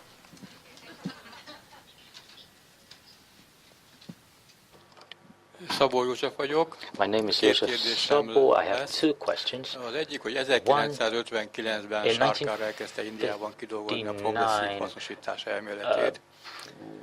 Ezt azért hozom ide, mert ugye elhangzott, hogy az alapjövedelem nem arról szól. Progressive exploitation theory was developed in India about not money but social change leading forward, and this made quite an impact in India. I wonder where that is going. And also we have heard about cash and lending and local currency used by the local community. Is that a tradition that had developed in India, and was that part of your concept as you made your experiment? Well, I only know that in some of these remote villages, they still have barter system, that when they work, they don't get cash, but they get grain. And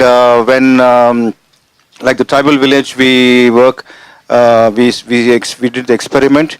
There's a lot of barter system that happens across horizontally between one person and another, that where they work for each other, that you work on my farm and I work on your farm, so there's no cash actually transacted.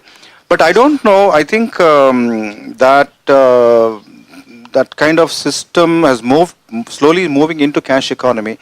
I'm not sure about now what 1959 thing you're talking about, the progressive exploitation. I'm not very sure about it. I cannot answer that question, sorry.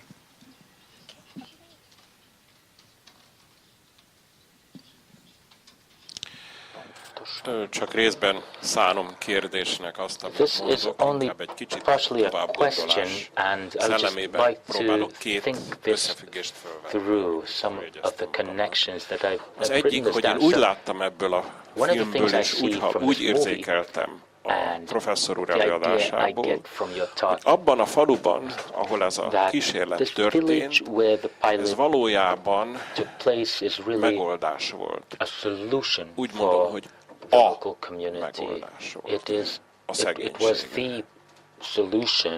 Azt hiszem, hogy a poverty. Azon as far as I see. gondolkodom, hogy a mi So I'm thinking társadalmunkban in our a society, feltétlenül alapjövedelem, aminek én unconditional támogatója basic és income, which híve I vagyok, support and advocate, önmagában in itself nem biztos, hogy would not, előállítható úgymond a megoldás. really present itself as Az the biztos, solution. hogy paradigmaváltást It is, jelent, of course, a de paradigm tudnunk shift. kell, But hogy a what we should szociális know problémák is that és a szociális biztonság social megoldásának issues egyéb and eszközei, social amelyek formálisan részben léteznek jelenleg, bár tudjuk, hogy rendkívül drágán és diszfunkcionálisan működnek, ha egyáltalán működnek. Ezek a magyarországi jövendőbeli feltétlenül alapjövedelem mellett tovább kell létezni. Én úgy gondolom, hogy ezért ez nem a megoldás, hanem egy jelentős szemléletváltás, a paradigmaváltás, és más egyéb szociális intézkedések is szükségesek lesznek vele. A másik, amit szeretnék felvetni, bár most már jegyzetemben nem látom, de fejből azért emlékszem. Ez azoknak a viszonya ahhoz a kísérlethez, ami önöknél történt, akik nem vettek benne részt. Hogyan viszonyulnak a szomszédfalvak ehhez a kísérlethez? Tudtak-e róla? Az irigység motiválta őket? Vagy valamilyen egyéb megfontolás? Vagy szerettek volna bekerülni ebbe a kísérletbe? Mi volt a társadalom többi részének a viszonya ehhez a kísérlethez? Pozitív példaként emlegették, vagy pedig egy évig tartó valamilyen támogatásként, aminek aztán vége. Mert nagyon lényeges lenne, hogy olyan környezeti feltételeket biztosítsunk, akár kísérletként valósítjuk meg egy kis területen, akár a valóságban egy nagy területen, hogy a társadalom minél nagyobb része tekintsen rá pozitívan, az is, amelyik, én azt hiszem, hogy Magyarországon ez a rész lesz a legnagyobb, amelyik nem fogja érezni pillanatnyilag vagy hosszú távon ennek a pozitív hatását.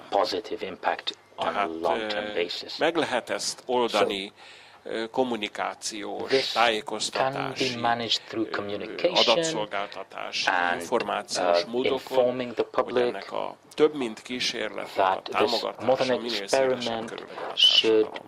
Be supported on a larger basis throughout society. And thank you. I did enjoy your talk very much. Yeah, I'll start from the end. Well, I see one of the things we ensured is to not antagonize any force in the society, starting from the government to the local political leaders, both retired and functioning, because they are the local bosses. So we have to talk to them and ensure that there is nothing that we are doing which goes against your agendas, agendas that you have. So that was one support. We also took the support of the district administration in terms of the police, in terms of, in fact, when one village we had a serious problem, so we had to locally mobilize the local police because we already informed the district level police. So we went through all that to ensure that this is not a scandal, this is not a random experiment. Regarding the neighboring villages, they all, when we passed by, they just said that, why don't you come to our village also? When are you coming to our village? So that kind of a friendly envy was there, definitely. Now coming back to that more serious question, I feel this particular village, I analyze that this particular village, there is a particular way in which the local landlords control labor. See, in any system, relations between capital and labor, there has to be a method by which you control the labor process to your advantage rather than to the advantage of the labor. Now, in a village like this, which is a little remote, you find a very severe scarcity of cash. So people go work, and in terms of they repay a loan that they have taken from the landlord and borrow again. People go work for harvest and they get paid in terms of grain, which is useful for their family for 6 months or 3 months. So with those practices, the cash is extremely scarce and extremely expensive. So it's expensive because this particular population, they cannot access the public banks or the government. Government may have, but that is a drop in the ocean. So they are forced to borrow from their local moneylenders. As a result, there is a scarcity. So I think one of the reasons for this dramatic changes we have noticed with this little cash, when you inject a cash into a system like this, the marginal utility of each dollar, each rupee is very high. But as you increase, I don't know to what extent it will go, that marginal utility will slowly maybe start dropping. But within the classes, the richer farmers, it was not much of use to them. So that went automatically into the disempowered sections of the family, like adolescent girls or women. So they started using the cash. So the point is that in a Hungarian situation, what that injection of cash will do to which community, rural, urban, is a point I think one has to really think. What kind of marginal utility it will have initially to those families. Initially, first 1 year, they may actually repay the loans, and second year, they may start investing, or they may start using it for education or what, we don't know. I think in this sense, I would say that it is very, very context specific. Unless we have a very clear idea what is the problem we are addressing through basic income. That is number one. Number two is that I think apart from giving a floor, I don't think basic income will replace too many institutions of the economy and society. The labor market will continue, but then people may be a little more empowered to bargain. So bargaining may change. The conversation between the employer and the employee may change, saying that, okay, unless you give me this much, I will not come. Or I'm not interested in this job, I will go to some other job. So we have seen people slowly shifting towards less exploitative forms of employment once they have liquidity in their household. So those specificities of Hungary, I think it's it's fascinating for any economist or sociologist to see where do we peg this, how do we do this, and what problem we are addressing, and what problem are we going to resolve, how much of a problem we will resolve of the vulnerable sections of the society is something part of the conversation and part of the discussion. It has to evolve. Now on this I will give you an example that why is Indian government interested in this? Indian government actually worked with us, asked us, okay, give your findings. And then 2017, the Ministry of Finance, there's a chief economic advisor to the government of India. He has a full office. He has a minister status. So he's an economist. So every year he produces a document in the parliament about the economy, about the analysis of the past and the next year's perspective. So in that he wrote a 45-page chapter on universal basic income, why universal basic income could be a better way of dealing with our poverty issues. And he showed all the problems that the existing poverty programs have. I can send that document to you. You can discuss that document. He analyzed it. For the first time, government data was put to use, which was not given to universities normally. So they analyzed and said that, but you know where they are coming from? That, okay, we are spending $4, you take $1 and I take $3. But still, the poor man is still getting 40 paisa more. So if you give them, okay, you are bargaining. Okay, you take $1.50, I will take $2.50. I am a winner, you are a winner. So they are coming from there. So that's why I said you should be cautious. What is that we are addressing? And what is that we are advocating?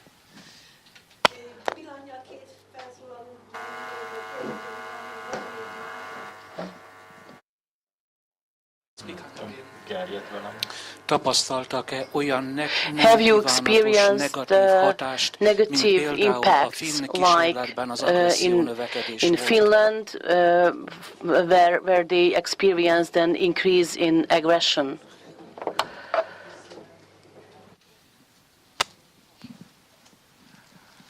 I think this is one question I always find it difficult to answer because we have actually not found anything negative. But let me clarify that the Finland experience is not yet over. The study is still going on. The results will be only out after around 2020, April or May. But as the Honorable Member of Parliament has already said, that it is not a basic income in that classical sense. And the government interest in that experiment also is to see they are experimenting only about the unconditional part, unconditionality only. So if you give unconditional to instead of unemployment allowance, which is tied down to many things, like even in Hungary you have that you will get for 3 months, you will blah, blah, blah, blah, blah, blah, blah. There's a whole web of conditionalities. If you give it unconditional, will the situation improve? Will that person be motivated to go back to work, learn skills? I think that is the limited objective they have. So Finland experiment unnecessarily got good publicity for wrong reasons, now bad publicity for wrong reasons. I think that is not what is going on there.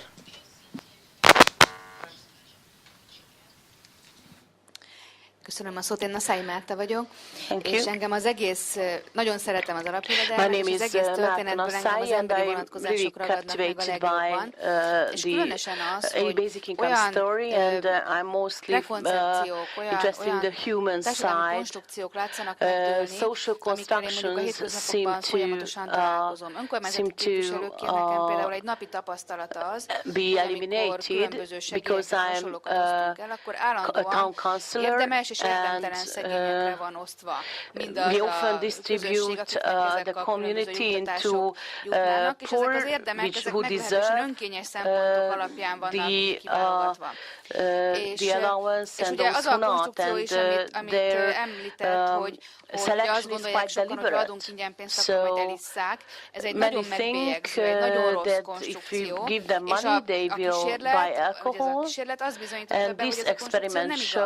És itt van a társadalmunkban az a kép, hogy aki szegény, az azért szegény, mert valahogy nem jól működik. Valamilyen értelemben nem jól működik, rosszul van összerakva, stb. És közben a kísérlet meg azt bizonyítja be, hogy nem azért szegény, mert rosszul működik, hanem azért működik rosszul, mert szegény, és abban a pillanatban, hogy az a szegénysége csökken, kicsit gazdagabb lesz, nem jól megfogalmazva, de abban a pillanatban a rossz működésmódokból ki tud lépni. Mert a rossz működésmódját az a helyzet idézi elő, és az a megbélyegzettség idézi elő, amiben élni kénytelen a szegénysége miatt. És engem ezek a változások izgatnak a legjobban az egész kísérletben, ezekről még sokkal többet is szívesen hallani. What fascinates me most in this experiment, in this pilot. Absolutely, absolutely. In fact, today morning, a friend who is studying in LSE sent a message to me. I asked him to send me a reference to that, saying that in Hungary, the biggest problem is alcoholism. 1 in 10 people are alcoholics. So he said, you please send me which study is saying that, whether it's true or is it just a prejudice, this is what the world thinks of it. So all those questions one has to answer.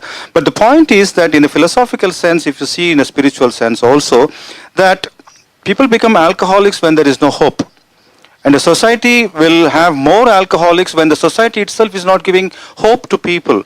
So the chief of this tribal group, the village, in a Delhi conference, he came and said this, saying that in my village, alcoholism actually came down during this period because earlier people didn't have jobs, people didn't have work to do, productive work to do, so they used to sit in the center of the village playing cards and drinking. But now they don't have time to drink, they are all on the farms because they want to make best use of it. So I think that is a larger question of the society, and I definitely believe today, after so many years of seeing these villages, that it is a prejudice of the rich have a view about the poor. When you say rich, the relations between capital and labor, the people representing capital have only one interest in people representing labor, that of controlling them.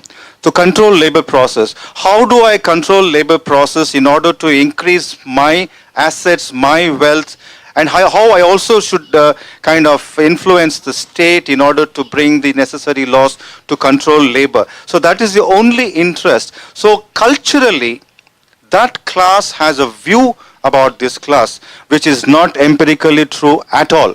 If you actually go and do an empirical study of the poor, you will get a completely different picture. Now, a lot of people tell me in many conferences, wherever I go, that poor are illiterate, they do not know what they want. But I say that they know exactly what they want. A person, when there is scarcity of something, that person knows the value of that most. In countries where there is no sunshine, they value the sunshine most. People who don't have cash, they know the value of that cash most. And they know how to plan it much, much more than all of us put together. But we have to give it a try. If we start with a prejudice, mistrust, suspicion, if we suspect our children, they will also suspect us. It's similar that if the government suspects and mistrusts its population, I think you will only get back mistrust and rebellion.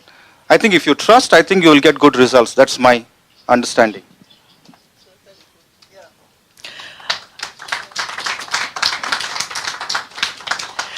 A last but very short question. I have seen a picture during your presentation about the government response. Can you just sum it up in a few sentences only? Thank you. Well, I think when we completed the study, there was a complete change of government, so everybody started ignoring. All the people that we had conversation with, from one day to another, they all vanished.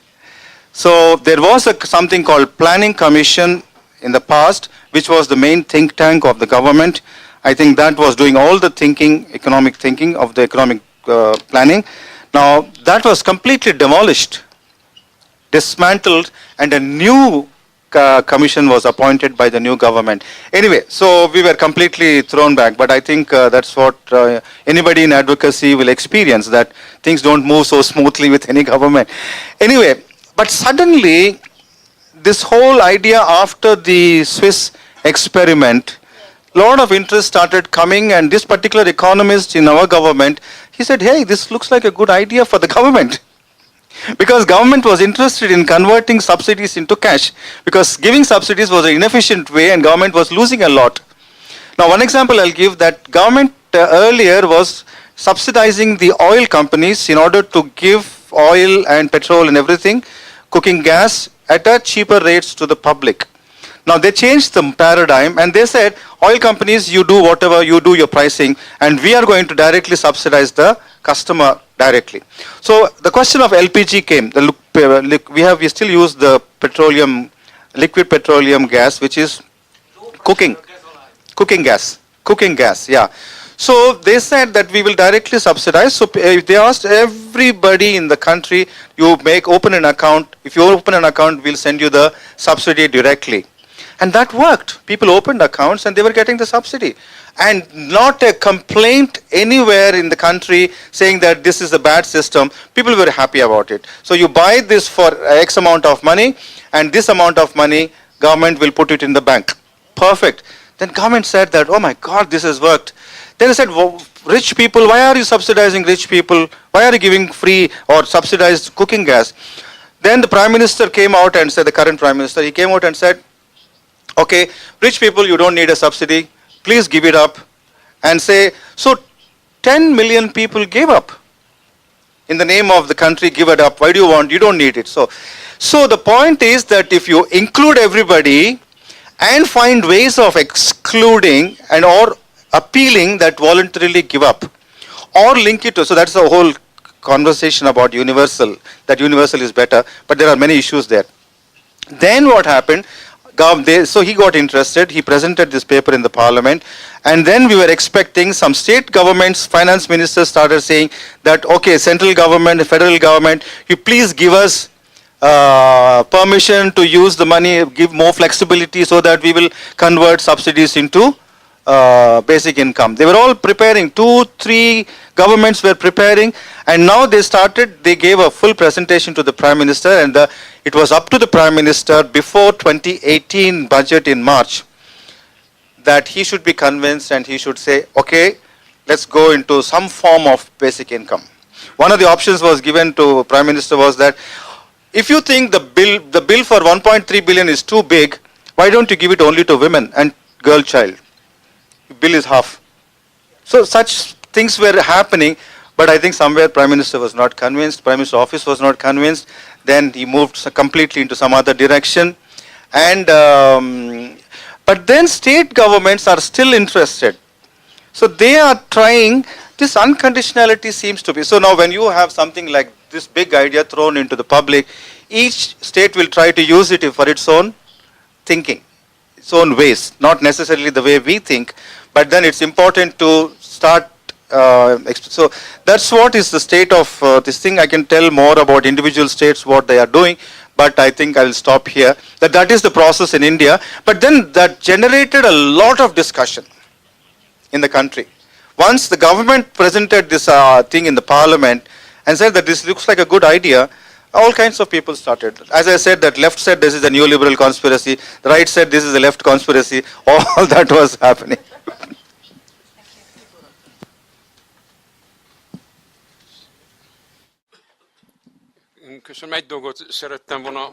There is one further thing that I would like to add.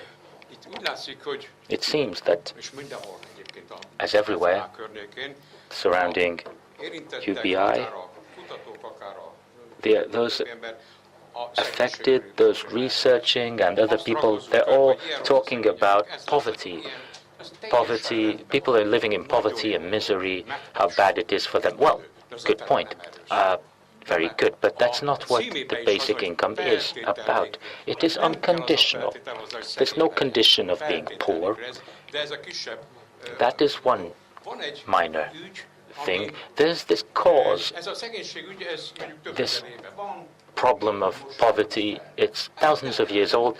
Why is it a current matter? And there's another problem we have currently. It's that time in history, 150 years back or 30 or 40, it doesn't really matter. What's happening now that has not happened so far? We have a technological revolution which has not happened any time before. Namely, I will not go through all of the history, but there's two things we must pin down: that there is an enormous diversification of products and an increase in productivity. And we are working less and less, or more and more. I'm not talking about, oh, do I have to work 5 minutes more than last year, but for a European example, 150 years ago, they worked 3,000. So, ha mikrofonba.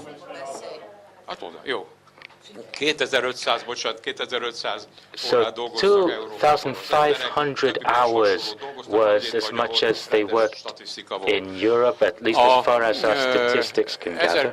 Now, 2010 or so in Europe, 1,700 hours was the standard work load, and their quality of life is much better than, say, 1950, and it's a lot less work. So this is the average working time of working people, and there's less and less people working less and less. In 1980, 5,700,000 people were working in Hungary, and now maybe if we doll up the statistics a lot, then it's 4 million. But that's not the point. Again, my other favorite country is Holland, which they are workaholics apparently, and they're working 1,200 hours a year.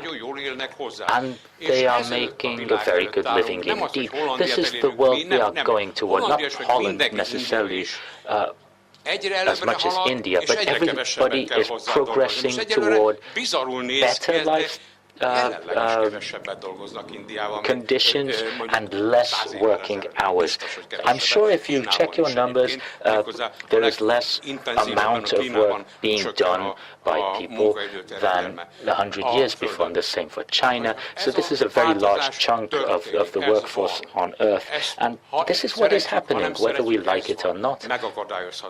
It is unstoppable.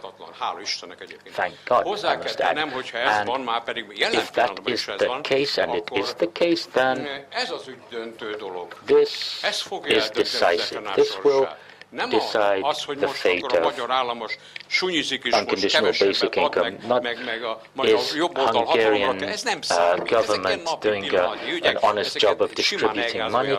These are just daily issues, and history will walk all over it. So I think this is unavoidable, even if nobody on earth likes this. It is still unstoppable. People cannot continue to work as much as they are used to. If you do a little reading, you'll see 10, 20 years from now, how many people in Europe will be working? All over the place we have prognoses of 20-30% less than now. So you can't decrease the workload any further than it already has, because there's not much more to go. So if we're at 1,700 work hours, etc. So that will be decisive in this matter. I'm very happy that anti-poverty movement, which is a very large base, is joining this initiative. But this will not be the decisive factor, it will be technology. But I would like to say that UBI is, in fact, a way of adapting to the world where we do not have to work ourselves to death just to make a living. Thank you for that comment.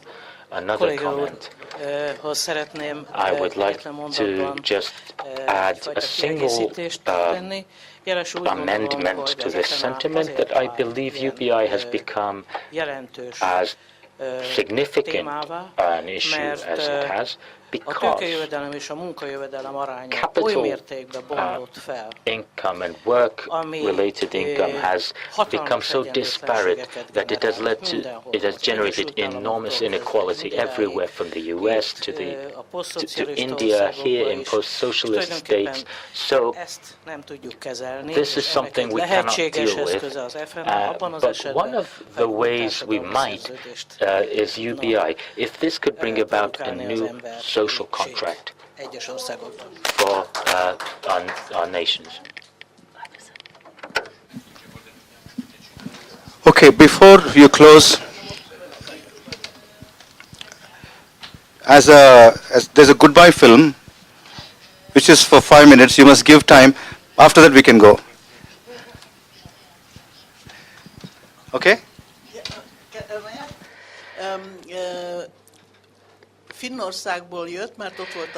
He has been to Finland,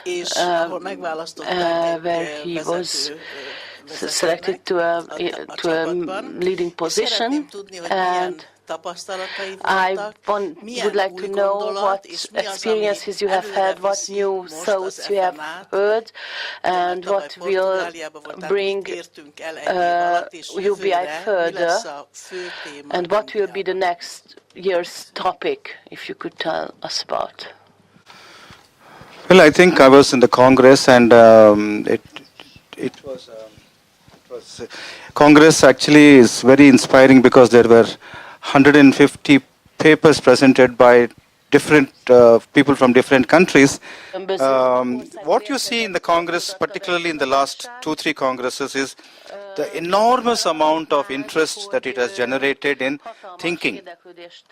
Now, if we take the term basic income and go on arguing the for and against basic income and all that, I think that limits the discussion.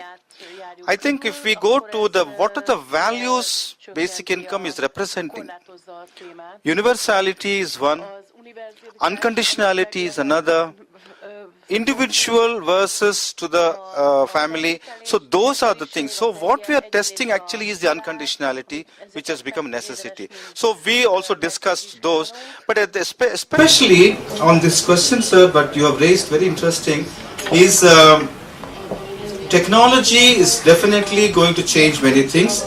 In fact, today technology has come to a stage, artificial intelligence has come to a stage, it can generate wealth without human intervention.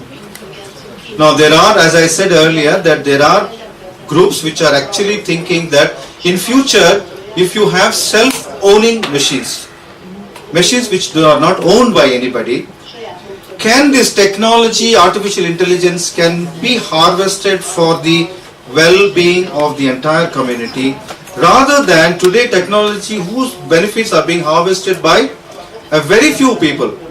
People like Mark Zuckerberg or people like Elon Musk, and they are the people.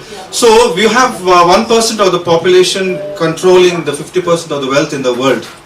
So technology, if it can be mobilized by the communities, I think there is a great promise. These are also questions discussed in the Congress, that there is a great promise of pointing out where the money for basic income will come from.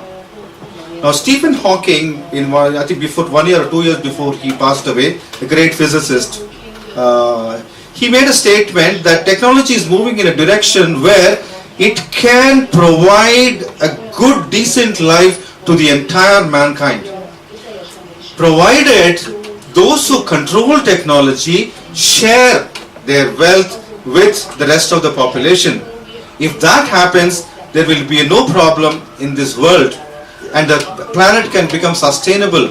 But he says, as of now, what I see is it is not moving in that direction, but it is moving in another opposite direction, that the factory owners, technology owners are not willing to share their wealth with the rest of the population. I think it's for the rest of the population to make the demands, because technology is not something that you and one individual can own or one enterprise can own. It is an intergenerational thing that technology comes from across generations. And no single person, scientist, can claim that I have invented this. So that kind of a community appropriation of technology, intergenerational equity, and technology also should become what we call commons, that it should belong to people. To the extent it belongs to people, I think these were the questions that were being discussed in the Congress.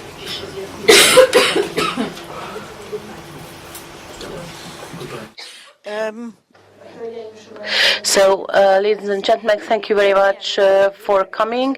And before you go, Dr. Davala will play a goodbye film for us. So, thank you very much for the UBI, the association of the UBI, and for all the participants and for our presenters and guests.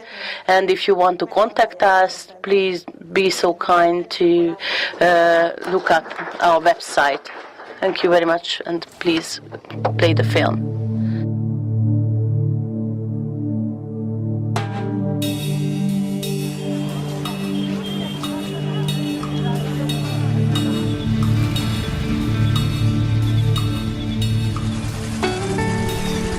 Economic inequality and income deprivation is intensifying in the 21st century. These two trends are interconnected, and this is a cause for concern.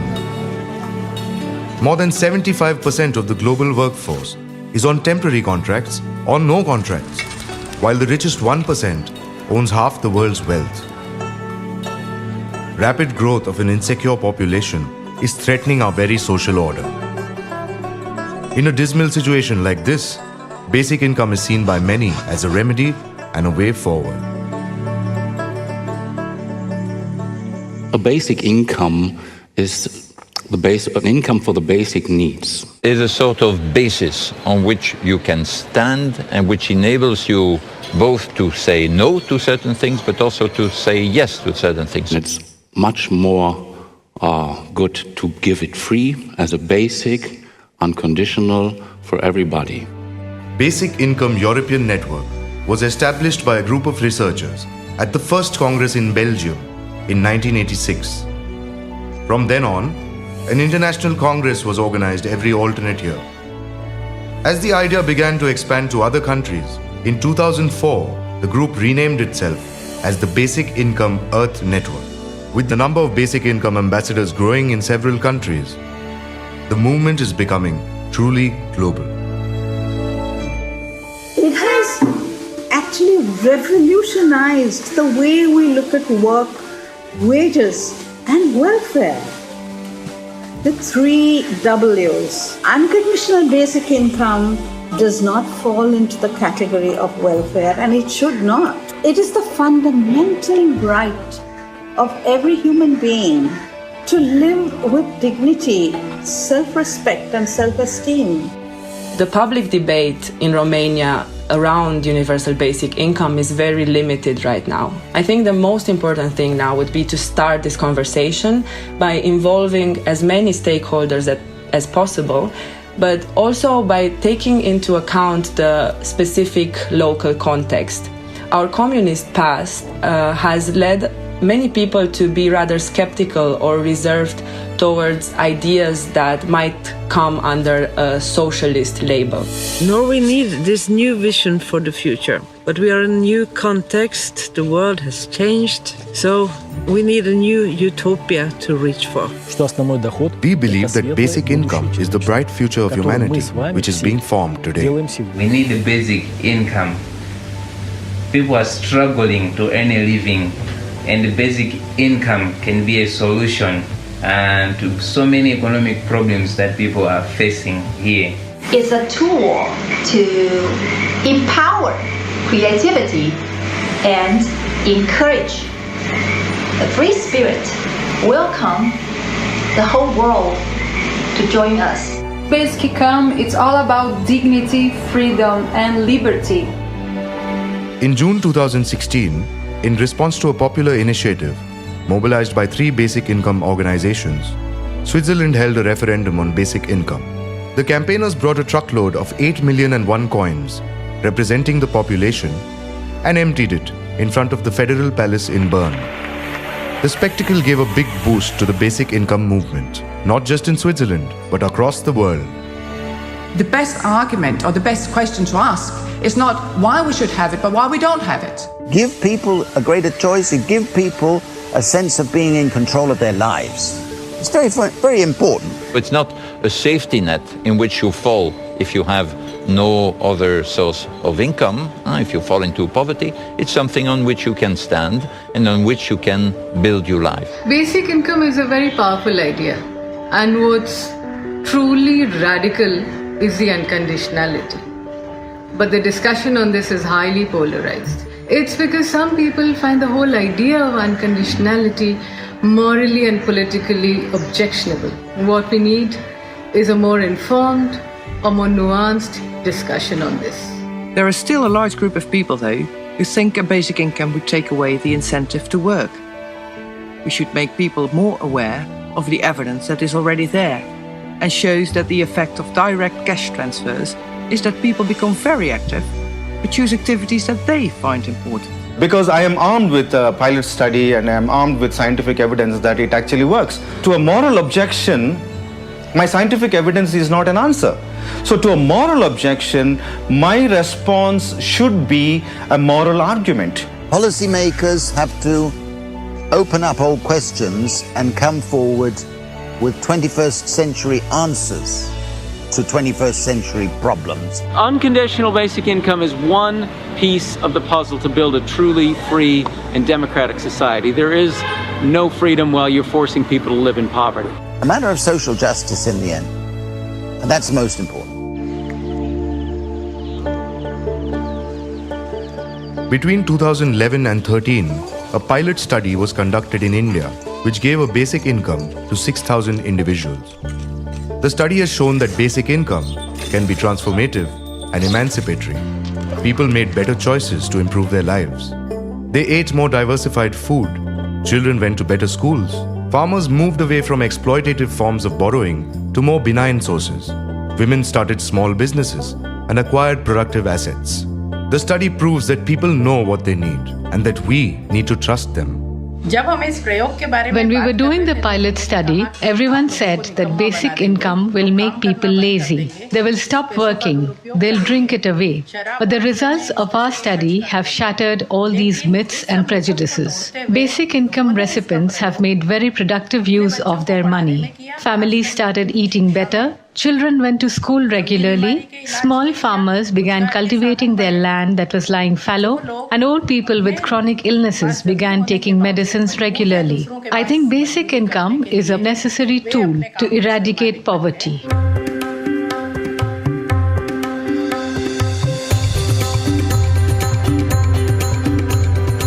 The 19th Beyond Congress is going to take place in India, in Hyderabad, and we are very proud to host the Congress.